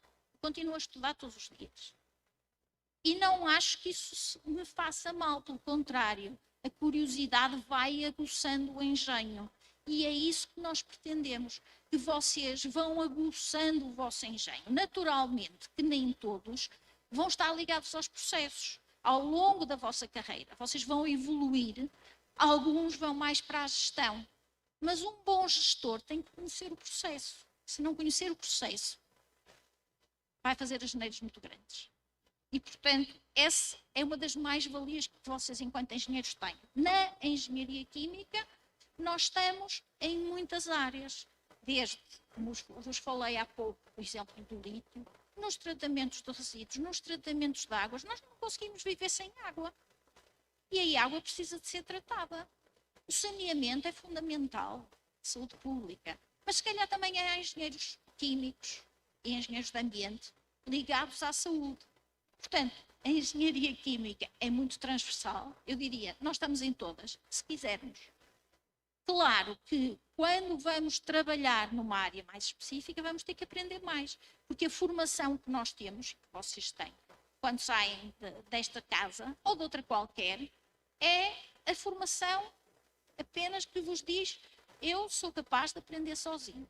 Eu lembro-me quando acabei o meu curso também dizia assim: o que é que eu sei fazer? Parece que não sei fazer nada, mas não disse isso a ninguém.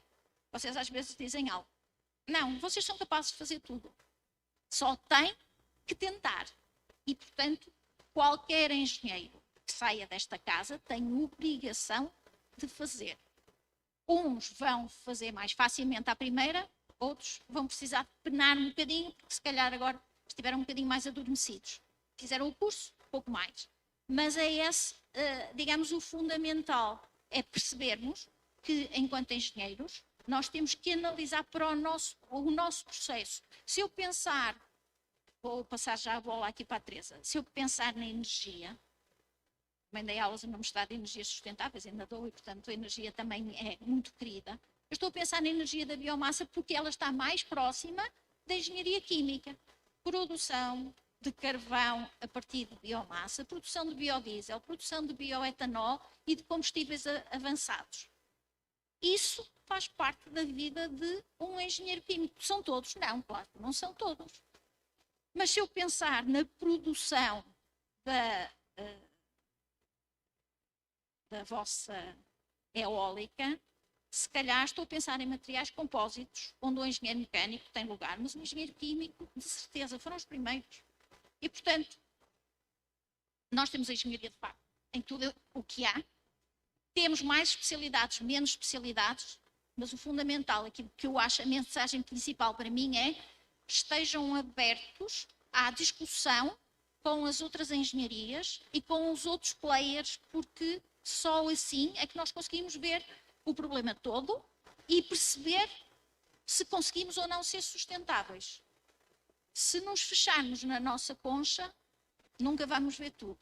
É difícil. As mulheres têm essa coisa, gostam muito de ver tudo à volta.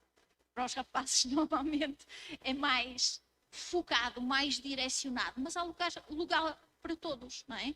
Há lugar para aqueles que são especialistas e há lugares para aqueles que são mais abrangentes e que, se calhar, vão ser os líderes do processo porque conseguem falar com toda a gente.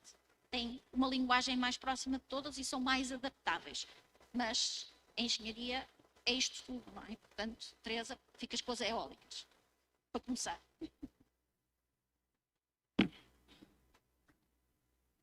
Isso, Teresa. Que energia vamos ter daqui por 50 anos? A energia humana acima de tudo. Realmente, a Nídia tem razão. A colaboração de todas as engenharias é absolutamente essencial. Ainda mais, eu não sei se vocês têm consciência, penso que têm, nós todos temos ouvido falar nas notícias na transição energética. Todos ouvimos. Eu não sei até que ponto as pessoas têm consciência do que é que se passa. O que é isto da transição energética? Agora estou a puxar um bocadinho aqui a brasa para a minha sardinha. A transição energética é a maior revolução, uma gigantesca revolução anunciada. Mais uma vez, não é novidade nenhuma. Nós já estamos na terceira transição energética. A primeira foi a passagem para o carvão, já lá vão uns anitos. A segunda foi a passagem do carvão para o petróleo, já lá vai. Esta terceira que nós estamos é deitar tudo isso fora, os combustíveis fósseis todos para o lixo, para produzirmos energia única e exclusivamente através de renováveis e, portanto, emissões zero de gases de efeito de estufa para o planeta. E isto, porque é que é gigantesco? Primeiro porque nós há muitos anos que temos vindo a caminhar num sentido e agora vamos fazer marcha atrás. Mais uma vez eu repito o que há bocado já falei. Nós não vamos perder nada do que temos. Nós não vamos deitar fora a tecnologia. Nós não vamos deitar fora o conhecimento que temos. Nós vamos alterar as variáveis e, mantendo tudo que temos, construir com materiais sustentáveis, com nova tecnologia, com tudo que não polua o planeta. Porque senão não podemos falar de um futuro sustentável quando temos as ameaças das alterações climáticas a pairar sobre a nossa cabeça. E isso eu sei que vocês, os jovens, hoje em dia têm muita consciência disto, mas não é, já passamos a fase, primeiro, ter a consciência, depois a segunda fase, ter o objetivo, lutar contra isso, mas agora já estamos na terceira fase, um plano concreto para atuar. E está muita coisa nas vossas mãos. Muita coisa. Portanto, as energias renováveis, a transição energética, nós falamos, nós sabemos, o problema de tudo isso é que, reparem, nas transições energéticas anteriores, Era fácil dar cada passinho à frente do outro. Era só evoluir na tecnologia. Portanto, partíamos de uma etapa um bocadinho mais atrás, fomos evoluindo e naturalmente, como bons seres humanos, fomos evoluindo sem a mínima preocupação do que nós estávamos a poluir o planeta. Portanto, agora é deitar atrás, é fazer de novo, mas tendo os mesmos resultados. Okay? E agora só para quem tem menos, talvez, noção da produção de energia, deixem-me só dizer-vos uma coisa. Vocês ouviram, foi recentemente, foi em dezembro do ano, não este último dezembro, no dezembro de 2021, fechou aqui em Portugal a nossa última central a carvão. Okay? Foi a do Pego. Até 2024, provavelmente, vão fechar todas as nossas centrais a gás natural. Portanto, reparem, continuamos a consumir imensa energia, muita, cada vez mais. Estamos a fechar aquelas centrais de base. Carvão fechou, eu já nem falo dos outros, o fuel óleo já fechou há muito tempo, o carvão fechou, gás natural está prestes a fechar. E agora vocês perguntem, ok, e como é que resolvemos o nosso assunto? Onde é que vamos buscar a energia? Renováveis. Quais renováveis? Energia eólica? Sim, energia eólica, mas atenção que cada vez está mais difícil, se não agora neste momento quase impossível, construir novos parques eólicos. Já não há licenças. Okay. Fotovoltaicos? Vocês até sabem, provavelmente boa parte de vocês tem painéis fotovoltaicos na vossa casa, no vosso quintal ou no vosso telhado. Mas também têm com certeza consciência que a energia solar não chega para tudo. E uma agravante, não tarda muito, daqui a poucos anos, é preciso reciclar tudo isto, toda esta tecnologia que é usada nos painéis fotovoltaicos. Portanto, então reparem, se eu estou a fechar as minhas centrais de ouro, aquelas que me fazem a base do diagrama, se a eólica já não tem mais potencial para evoluir, se a solar não é suficiente para nos alimentar, o que é que nos resta? Ainda mais com o agravante, é que a eólica e a solar são energias intermitentes. Então, como é que vai ficar o nosso futuro energético? Temos uma saída razoável, pelo menos no curto prazo, que provavelmente vocês também saberão. Não estou numa sala de aula e eu não vou fazer essa pergunta. Mas a saída mais rápida, perante isto tudo, também já começamos, já a abraçamos. É eólica offshore, é eólica no mar. É quase ilimitada a capacidade que eu posso construir de energia central eólica offshore. Nós somos um país com um imenso mar. Para além de investirmos na eólica offshore, estamos a investir naquela chamada economia azul, que a Ordem dos Engenheiros tem apostado também com eventos sobre a economia... A engenharia azul. A engenharia azul... A economia só vem depois. Mas a economia para nós engenheiros, um engenheiro é um economista, ok? Nós sabemos isso, porque tecnicamente tudo é possível. É tudo uma questão de preço. E, portanto, um engenheiro... engenheiro é um técnico... Sim? Não?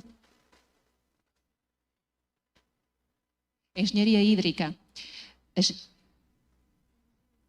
A energia hídrica é excepcional e é endógena, ou seja, somos nós que a controlamos. Mais ou menos, não é? Estamos a falar da bacia do Douro, a água vem de Espanha, mas temos as nossas bacias mais ou menos controladas. Sim, onde é que a energia hídrica nos pode realmente alimentar?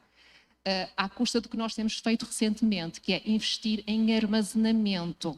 E quando eu falo em armazenamento, não é armazenamento sob a forma de energia elétrica, que ainda é bastante cara, como vocês sabem. Armazenamento sob a forma potencial é a bombagem. Eu retenho a minha água em reservatórios superiores. Durante a noite eu levo a água, central hidroelétrica, não é? Durante a noite a central hidroelétrica é um consumidor, porque precisa de energia para levar a água para os reservatórios superiores. Durante o dia é produtor de energia. Abre a torneira, turbina a água e injeta energia na rede. Recentemente, os nossos grandes investimentos em energia hídrica foi em bombagem. E, portanto, eu atrevo-me a dizer, nós, os portugueses, nós temos imensos defeitos, mas quando se aproxima o caos, não há povo mais brilhante do que nós para resolver. Portanto, e tivemos, nos últimos anos, temos tido o bom senso de investir realmente no que vai valer a pena. Hídrica, com armazenamento, e eólica offshore. Uma já está ali ao lado de Viana do Castelo. Já há projetos de outras aqui a funcionar. E, portanto, esta vai ser a engenharia do futuro. Quem estiver ligado à engenharia eletrotécnica, à área de energia e já agora as energias renováveis estão a ser abraçadas pela engenharia química, pela engenharia civil, pela engenharia mecânica. A colaboração tem que ser absolutamente excepcional. Eu acho que os engenheiros, independentemente daquela altura da queima das fitas e desta... de estarem ali a chamar nomes uns aos outros, é mesmo tudo uma brincadeira. Acho que é uma brincadeira que só acontece também na semana da queima das fitas, porque na maior parte dos projetos, assim, a nossa casa tem uma forte colaboração engenharia civil e engenharia eletrotécnica. Qualquer grande edifício, engenharia eletrotécnica, mecânica, civil... Nas energias renováveis do futuro, garanto-vos, temos de ter mesmo a colaboração de todas as engenharias. Só assim conseguiremos realmente abraçar o futuro sustentável. Obrigado, Teresa. Deixa só complementar que neste momento já terminou a discussão pública de se instalarem 10 gigawatts, é assim que se diz, que esteve em discussão pública as localizações. A seguir, até ao fim do ano, iremos concessionar essa área na costa. Balcão Moreira, da sustentabilidade, da energia, de que forma conseguimos... Nós, quando falamos de engenharia, temos sempre aqui um jargão que é associado. Segurança de pessoas e bens. De que forma é que a engenharia consegue garantir esta segurança de pessoas e bens e, ao mesmo tempo, mudar a sociedade e conseguirmos torná-la moderna? E aqui, a Teresa há bocado tocou num ponto que eu achei interessante. A sociedade é sempre moderna.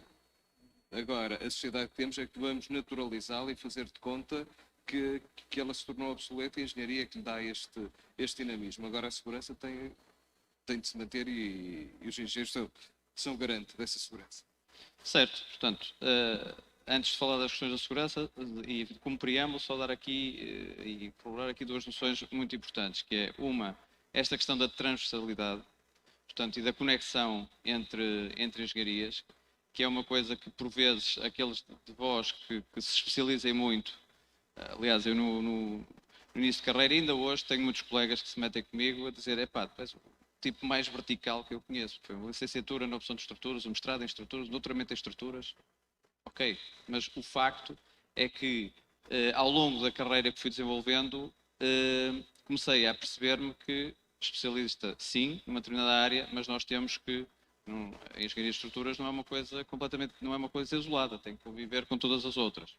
Portanto, isto não é, digamos, não foi propriamente uma decisão consciente, é uma evolução de uma carreira profissional, digamos, já com alguma extensão, em que aprendemos que temos, quando estamos envolvidos num empreendimento, num determinado, qualquer projeto que vá afetar a vida das pessoas, temos que nos preocupar com aquilo em que somos verdadeiramente bons, mas não nos podemos pôr numa bolha de ignorância relativamente ao resto. Não somos incapazes de conversar com um colega de equipa, somos incapazes até de perceber que estamos a trabalhar para um objetivo último que vai servir as pessoas e que tem que ser seguro e que tem que ser confortável.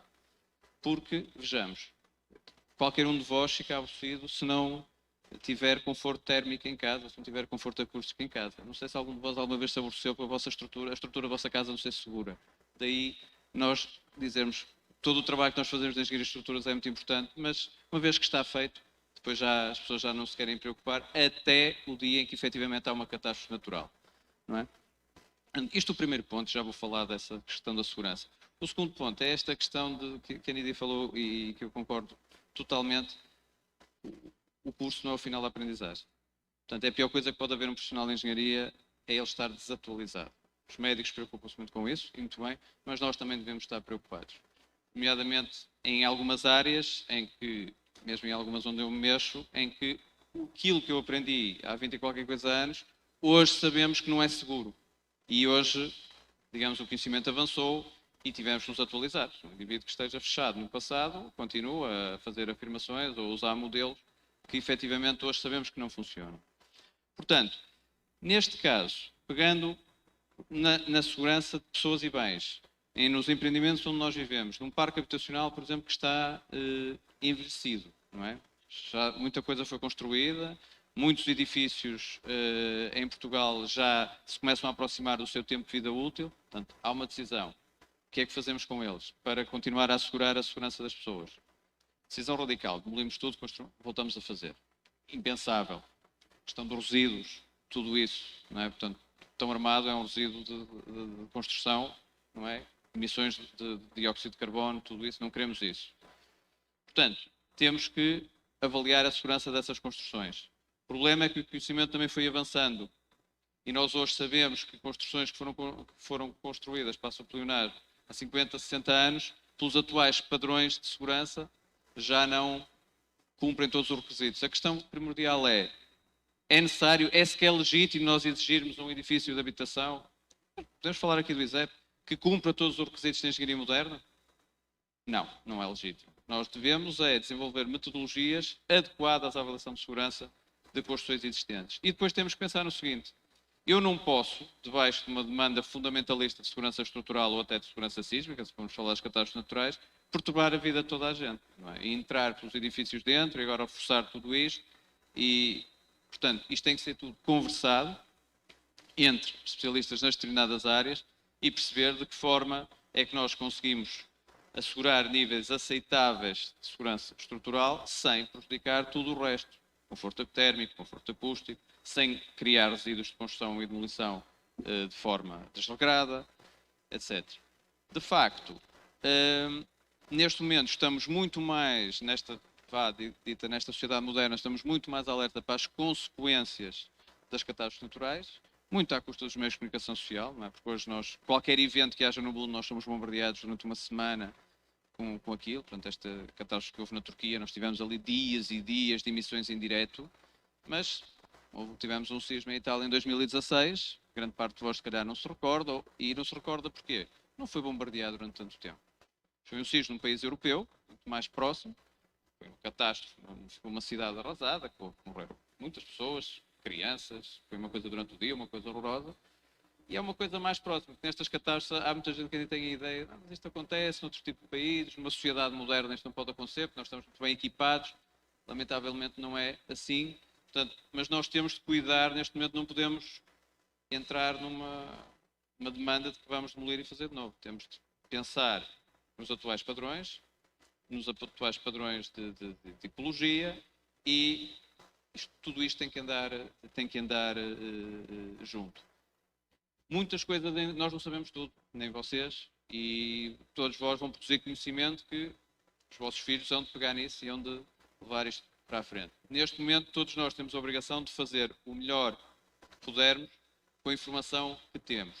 Centrar efetivamente o foco nas pessoas e dentro, digamos, do possível, da segurança de pessoas e da segurança de bens. É um paradigma diferente, porque neste momento nós ainda, mesmo na engenharia de estruturas, ainda estamos muito focados, porque toda a regulamentação foi desenvolvida assim, em assegurar a segurança de pessoas, independentemente do edifício depois de poder ser demolido, digamos assim.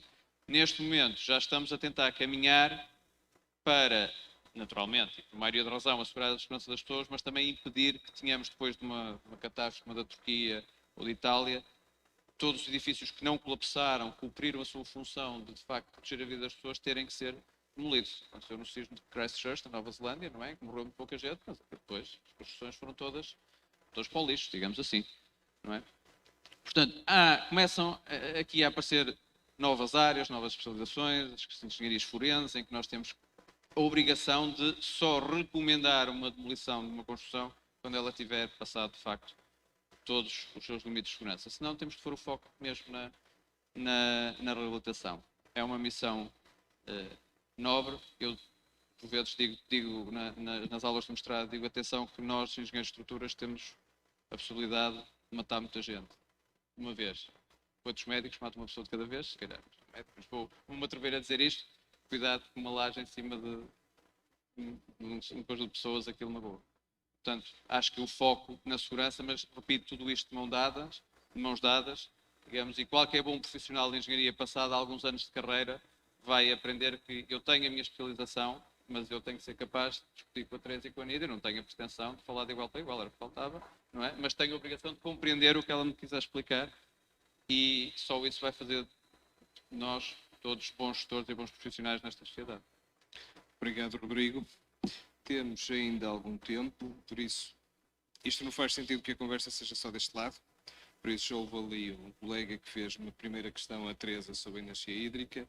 Nós vamos tornar isto um pouco mais aberto. Já vi que aí o microfone também é circular. Por isso, queremos também a dispor os 4. Eu aqui já me voluntario também para responder às vossas questões.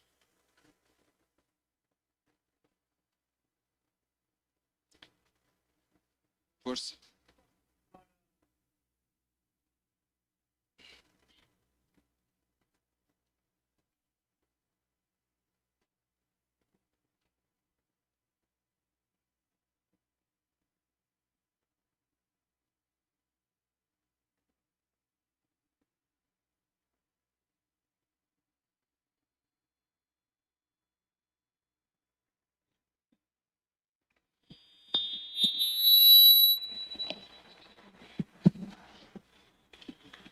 Boa tarde.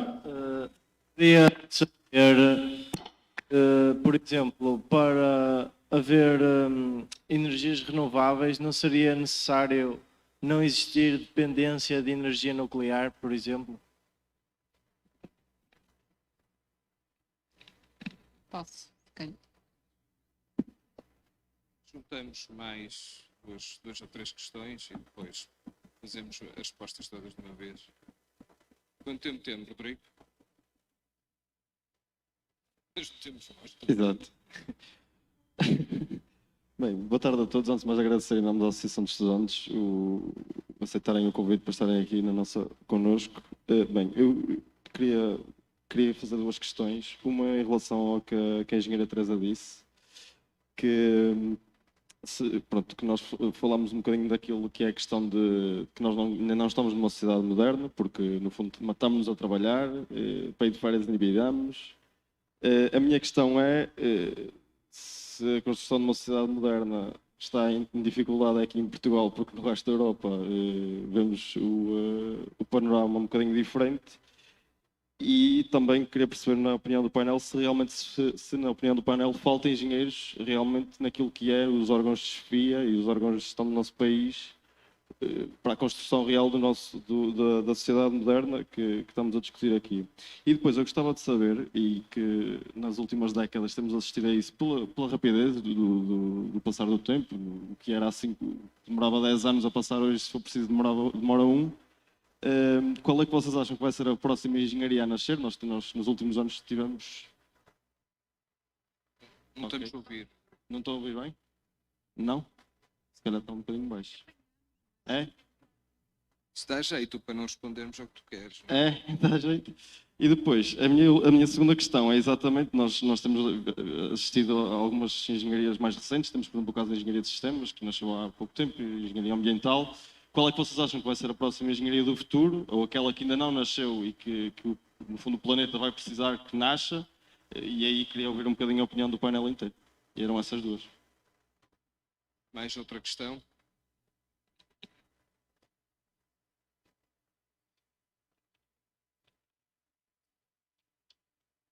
Quatro filas assim.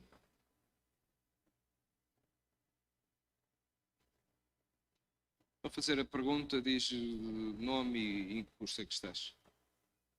Dr. Rodrigo, Engenharia Civil. Estou. Mecânica Automóvel. Olá, boa tarde a todos. O meu nome é Eduardo e sou de Engenharia Mecânica e estou neste momento mestrado no ramo de Gestão Industrial. A minha pergunta para todo o painel é relativamente às energias, às alternativas de energias. Sei que neste momento nos carros já estamos a usar carros elétricos, mas eu gostava de saber também sobre uma alternativa até a longo prazo, que é a célula de hidrogênio, que em discussões sempre que me pareceu bastante interessante e ambiciosa, mas gostava de saber também a opinião de todos relativamente a este tema, porque parece que não é falado assim frequentemente, sendo que já existe, parece há algum tempo. Obrigado. Temos mais alguma questão antes de passarmos às respostas? 3 filas atrás.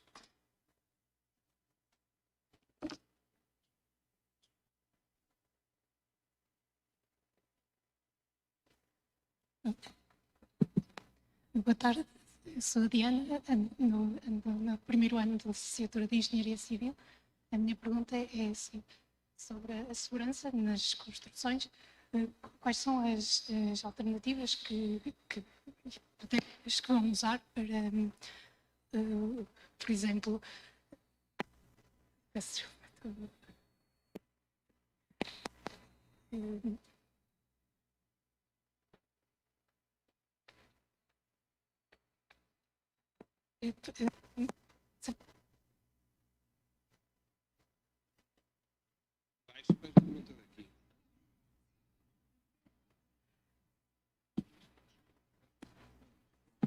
desculpa, acho que já está. Automatização, e queria saber sobre a automatização e a distinção entre o scan e o BIM nas construções.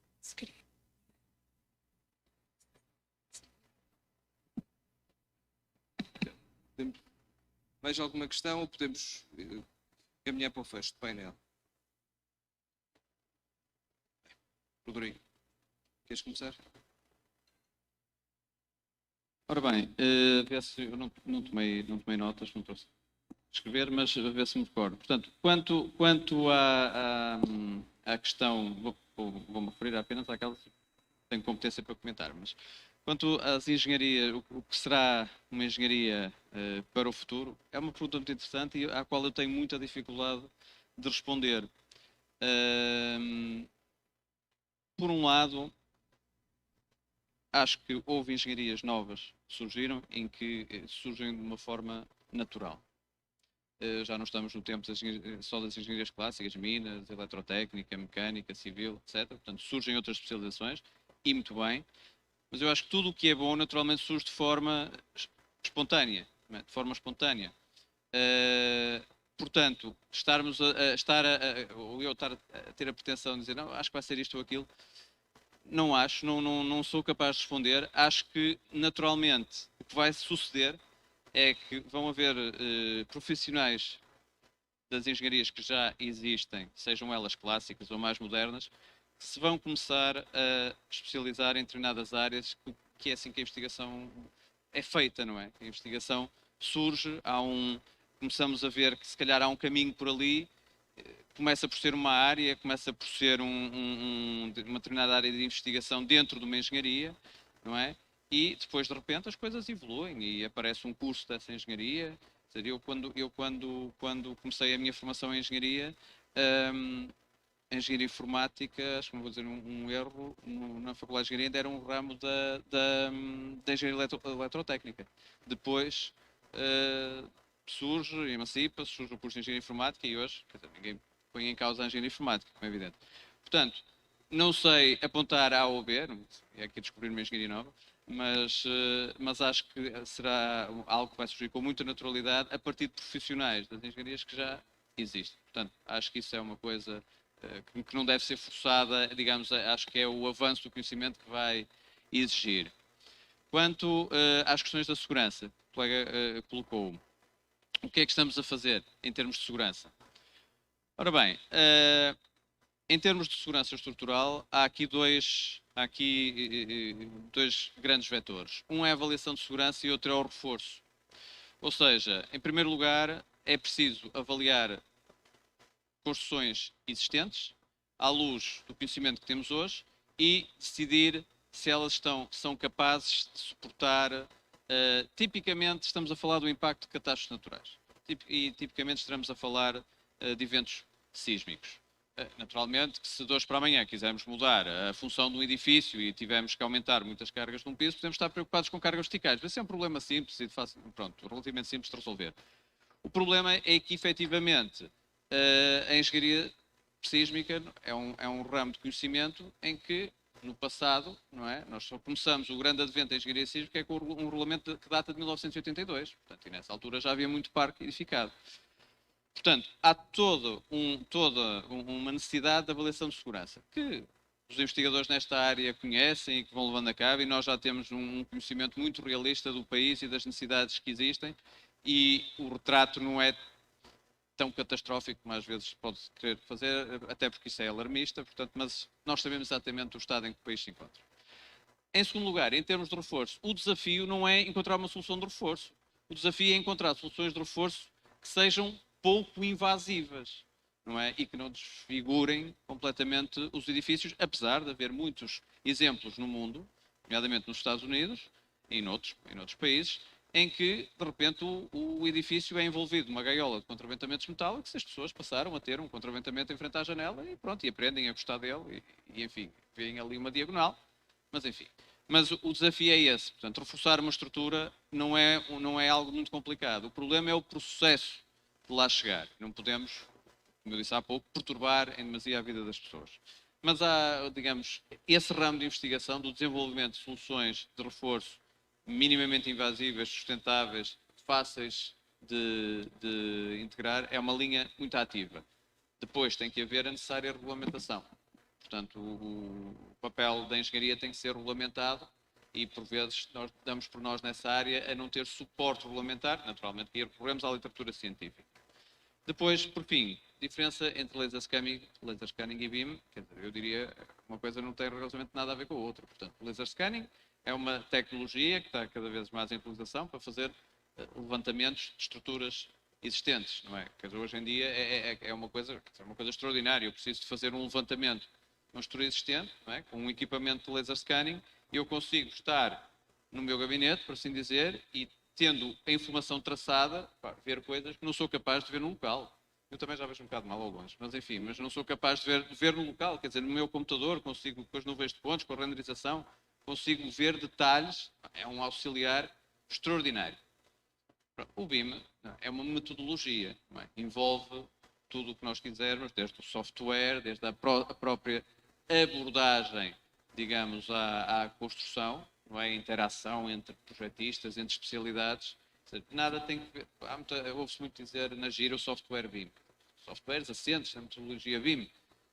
Eu acho que a primeira pessoa que fez uma tese de doutoramento em BIM, ele próprio dizia, não percebe nada de software.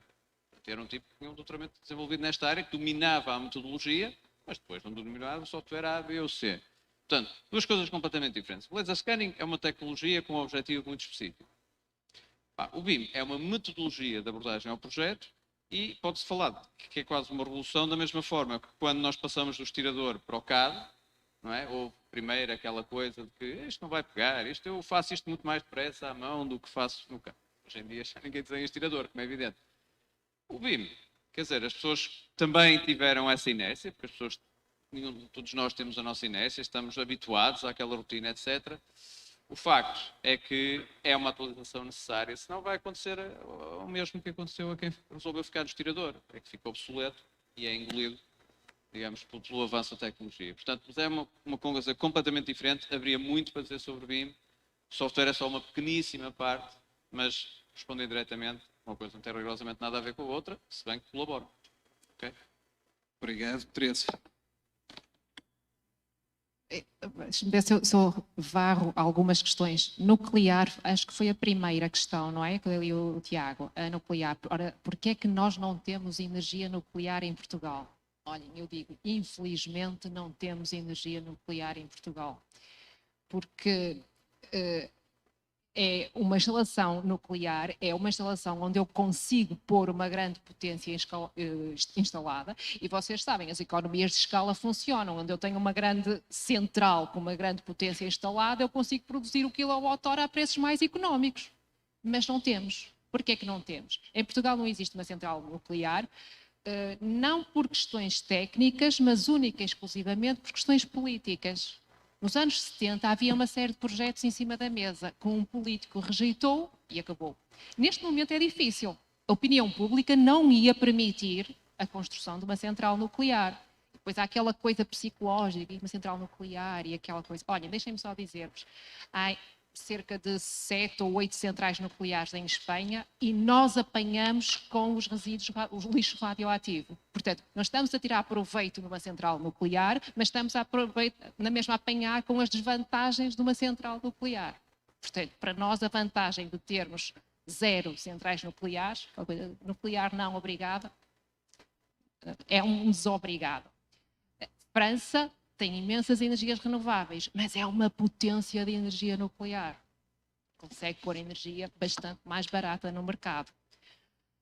Agora, porquê? É aquela coisa, a fissão nuclear. A fissão nuclear é uma chatice quando há acidentes, como vocês sabem. Portanto, cria-se energia através da separação das partículas, depois se há acidente, as partículas libertam-se, a radioatividade dá-nos cabo aqui do esqueleto, não é? Da nossa biologia.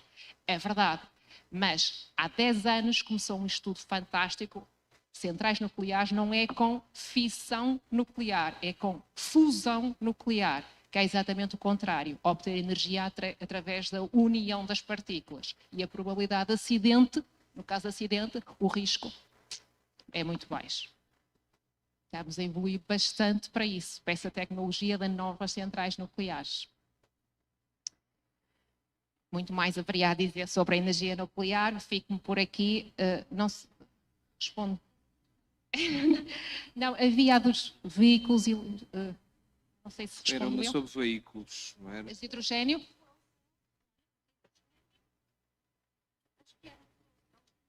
Hidrogênio para os automóveis. O hidrogênio nos automóveis. Os hidrogénios. Respondes tu, Anília, eu respondo. Muito bem. Eu vou meter um bocadinho em tudo, menos no vinho. Ok? Ora bom, começando então pelo nuclear, para pegar aqui nas palavras da Teresa. Eu tenho uma relação amor-ódio com o nuclear e ainda não me decidi. É um bocadinho como os aviões e os automóveis. Quando cai um avião, morre toda a gente. Mas há muitos mais acidentes de automóvel do que de avião e morrem muito mais pessoas de acidente de automóvel do que de avião. Portanto, eu tenho aqui uma dificuldade em decidir. Obviamente que quando há um acidente é muito grave. Mas os sistemas são redundantes e minimizam-se, estão pensados, estudados, projetados para minimizar os erros. Se eu cair uma bomba em Zaporígia, e agora, enfim, temos problemas aí, nós sabemos, vamos ser todos afetados. Estamos todos numa bolinha e o que acontecer lá vai se refletir aqui. E, portanto, é uma dificuldade muito grande decidir sim ou não. Neste momento de guerra, a França segurou-se muito melhor, aguentou-se muito melhor nas restrições energéticas do que a Alemanha, por exemplo, que tinha fechado uma série de centrais nucleares em resposta ao acidente que houve em Fukushima. E, portanto, os ambientalistas bateram o pé e disseram vamos fechar. E eles fecharam as centrais nucleares mais cedo do que o previsto. Entretanto, a economia voltou um bocadinho atrás. Portanto, isto não é uma decisão que se possa tomar de ânimo leve. Tem que se pensar, que se ponderar tudo nos pratos da balança. Temos a energia hídrica. Há bocado alguém estava a falar na energia hídrica. Sim, estamos a pensar nas barragens. Se chover. Se não chover, não há água para ninguém. É moral, estamos a produzir água, a produzir energia a partir da água e os agricultores não poderem produzir os bens alimentares, mais do que moral, não é sustentável, porque amanhã nós vamos ter fome.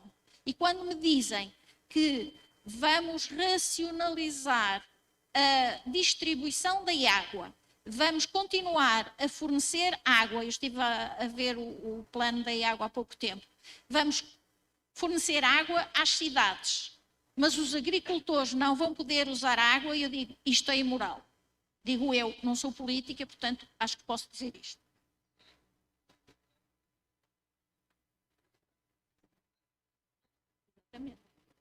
Portanto, esta dualidade é difícil, mas podemos produzir energia a partir das ondas. Se calhar não está tão desenvolvida, temos que investir um bocadinho mais.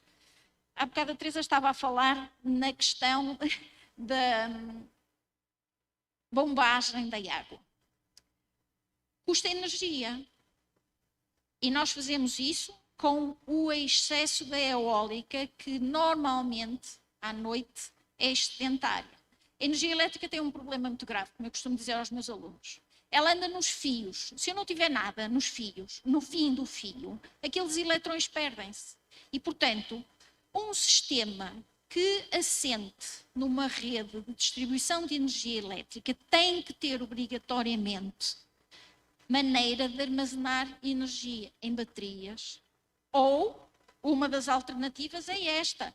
Quando eu estou a produzir mais energia do que aquela que eu preciso, posso bombar a água. Posso produzir hidrogênio, por exemplo, que é uma energia mais limpa na utilização. E isto leva-me a outro problema também, que há bocadinho não cheguei a falar. É que quando nós falamos nas energias renováveis e dizemos que é sustentável, eu digo alto lá. É mais limpa na utilização. Eu não sei se na produção é sempre mais limpa.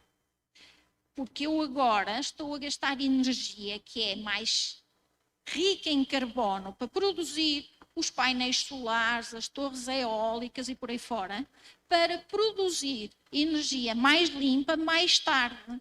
E, portanto, tenho que fazer o balanço. Isto leva-me a uma coisa que eu gosto muito, que é a avaliação de ciclo de vida. E liga um bocadinho também com a pergunta que me fizeram há bocado, qual é a engenharia do futuro? Eu diria que os engenheiros de sustentabilidade que estão envolvidos em avaliação de ciclo de vida vão ter o futuro garantido. Todos os meus alunos que trabalham em avaliação de ciclo de vida estão empregados. Mais tivesse, mais emprego eles tinham. Porque isso é fundamental. Eu não posso lançar no mercado nenhum produto, nenhum bem, sem avaliar todo o ciclo, sem saber qual é o destino, ou melhor, eu não devia. Qual é o destino que eu vou dar àquele bem? Lançamos no mercado lâmpadas economizadoras, não sei se vocês se recordam, antes eram todas incandescentes, colocamos as economizadoras. Aquilo é altamente poluente. E se não tivermos preparado o mercado para receber aquelas lâmpadas e para as desmantelar convenientemente, nós vamos ter muita poluição. Porque aquelas lâmpadas economizadoras têm componentes eletrónicos, têm mercúrio, por exemplo. Vocês acham que não, nem se lembram disso. Mas se partir, é um problema ambiental grave. Portanto, isto está tudo ligado. E eu diria que a questão da sustentabilidade é importante. Em relação às energias alternativas e às fuel cells a hidrogênio, também há fuel cells a metano e outras coisas. É uma possibilidade. Mais uma vez, eu diria que é interessante para a descarbonização no local, porque para produzir aquela fuel cell, eu preciso de constituintes, de componentes, de materiais críticos que se calhar não estão disponíveis facilmente. E, portanto, mais uma vez, eu não consigo tomar nenhuma decisão sem avaliar o ciclo de vida completo. E aqui estou a fugir para uma coisa que eu nunca aprendi na minha vida formalmente. Estava longe disso. E que atualmente eu vou trabalhando e que acho que é fundamental, porque de facto é isso que nos permite avaliar sim ou não. Como última nota, eu diria que nós não devemos pôr os ovos todos no mesmo cesto. O que significa que nós não devemos ficar dependentes de uma única fonte de energia. Temos fontes de energia que são controláveis e outras não controláveis. As fósseis são inerentemente controláveis. Eu posso produzir energia útil quando quiser. As renováveis são maioritariamente não controláveis. Eólica, há um corte de vento, acabou. Solar, à noite não há. Hídrica, se não chover, não tem. E depois temos a biomassa e os biocombustíveis, que também levantam outros problemas. Para produzir biomassa e a matéria-prima dos biocombustíveis, eu se calhar vou usar solo agrícola, que devia ser usado para produzir alimentos. Portanto, como vocês podem imaginar, se pensarem um bocadinho, temos que ter aqui um equilíbrio entre as diversas fontes de energia e o armazenamento. O hidrogênio é muito limpo, é muito bom, é muito útil na utilização. A produção de hidrogênio não é tão limpa assim. Mas podemos produzir, há bocado estávamos a falar nas centrais, a gás natural. Nós podemos produzir biometano a partir de biorresíduos. E estamos a ligar mais um aspecto que é fundamental, que ultimamente se tem falado muito. Precisamos tratar os biorresíduos, precisamos de os valorizar. Podemos convertê-los em biogás e esse biogás depois separa-se em metano, que é o gás natural, e CO2. E se calhar o CO2 pode ter outras aplicações, em vez de estarmos pura e simplesmente a mandar para um aterro, e ainda por cima é proibido mandar aquela matéria orgânica toda para um aterro. Portanto, tiramos valor e eventualmente damos uma nova vida às centrais que acabamos de fechar. Mas quem tomou as decisões se calhar não pensou completamente, porque, ligando à última pergunta que eu tinha aqui, que era, faltam engenheiros na gestão e na chefia. Eu diria que nós temos muitos politólogos e muita coisa do género. Os engenheiros não gostam de estar nas posições políticas. É difícil, porque normalmente gostam de se suportar em factos. E muitas das decisões políticas são apenas políticas. Os factos ficam um bocadinho esquecidos. Mais uma vez, é a minha opinião. Portanto, acho que toquei nos assuntos todos. Ainda quer dizer alguma coisa, Teresa? Eu tenho a impressão que ainda não foi respondida ao Rodrigo. Não, já foi agora. Falou da vida das pessoas. Então se calhar está tudo. Posso só 2 minutos? É o seguinte, eu queria só deixar aqui uma nota. Nós estamos aqui rodeados de futuros engenheiros. Deixem-me só dizer-vos uma coisa. Para mim, não, são, na generalidade, os engenheiros são as pessoas mais criativas e desenrascadas que eu conheço. Eu digo muitas vezes isto, eu não tenho filhas, só tenho filhos, mas tenho imensas sobrinhas e estou sempre a incentivá-las. Vocês olhem para os engenheiros, casem com engenheiros, porque são realmente pessoas extremamente criativas, ativas. Mas deixem-me aqui só, eu não quero amassar-vos 2 dicas. É verdade, vocês são criativos, têm um potencial enorme, são jovens, acabados de formar, portanto têm tudo para fazer uma vida profissional maravilhosa. Só uma dica que eu aqui vos vou deixar. Uma delas é, proporcionem-vos tempo para vocês criarem. Ou seja, se nós nos embrulhamos no dia a dia com tantas atividades, se não nos sobrar tempo, nós não iremos ter capacidade de criar. Já o poeta Agostinho da Silva dizia: o homem não é feito para trabalhar, é feito para criar. Mas para criar é preciso tempo. Se nós roubamos muito das nossas horas por dia com várias tarefas, nós depois tentamos compensar com atividades rotineiras com baixo valor acrescentado. Portanto, para criar é preciso proporcionar ambiente para se criar. Como formação de engenheiros que são, vocês podem tentar automatizar tudo. Escolham sempre abordagens flexíveis, que são melhores para juntar o trabalho e a vida pessoal. Acima de tudo, proporcionem-vos a oportunidade de criar. Porque se nós não criamos, nós vamos nos habituar, vamos rutinizando a nossa atividade. E no vosso caso, jovens e ativos como vocês são, seria um enorme desperdício de tempo. Okay? E também, relativamente à tecnologia, de forma nenhuma eu quero desincentivar ninguém para as tecnologias. Eu própria adoro sou engenheira eletrotécnica e adoro as tecnologias. Só um último conselho: limitem-vos tecnologicamente. O tempo que nós, não é vós, nós gastamos nas redes sociais, é muito tempo que é roubado ao espaço para criar. Okay? As redes sociais dão-nos muita informação, mas fazem-nos beber informação de forma passiva, com pouca análise.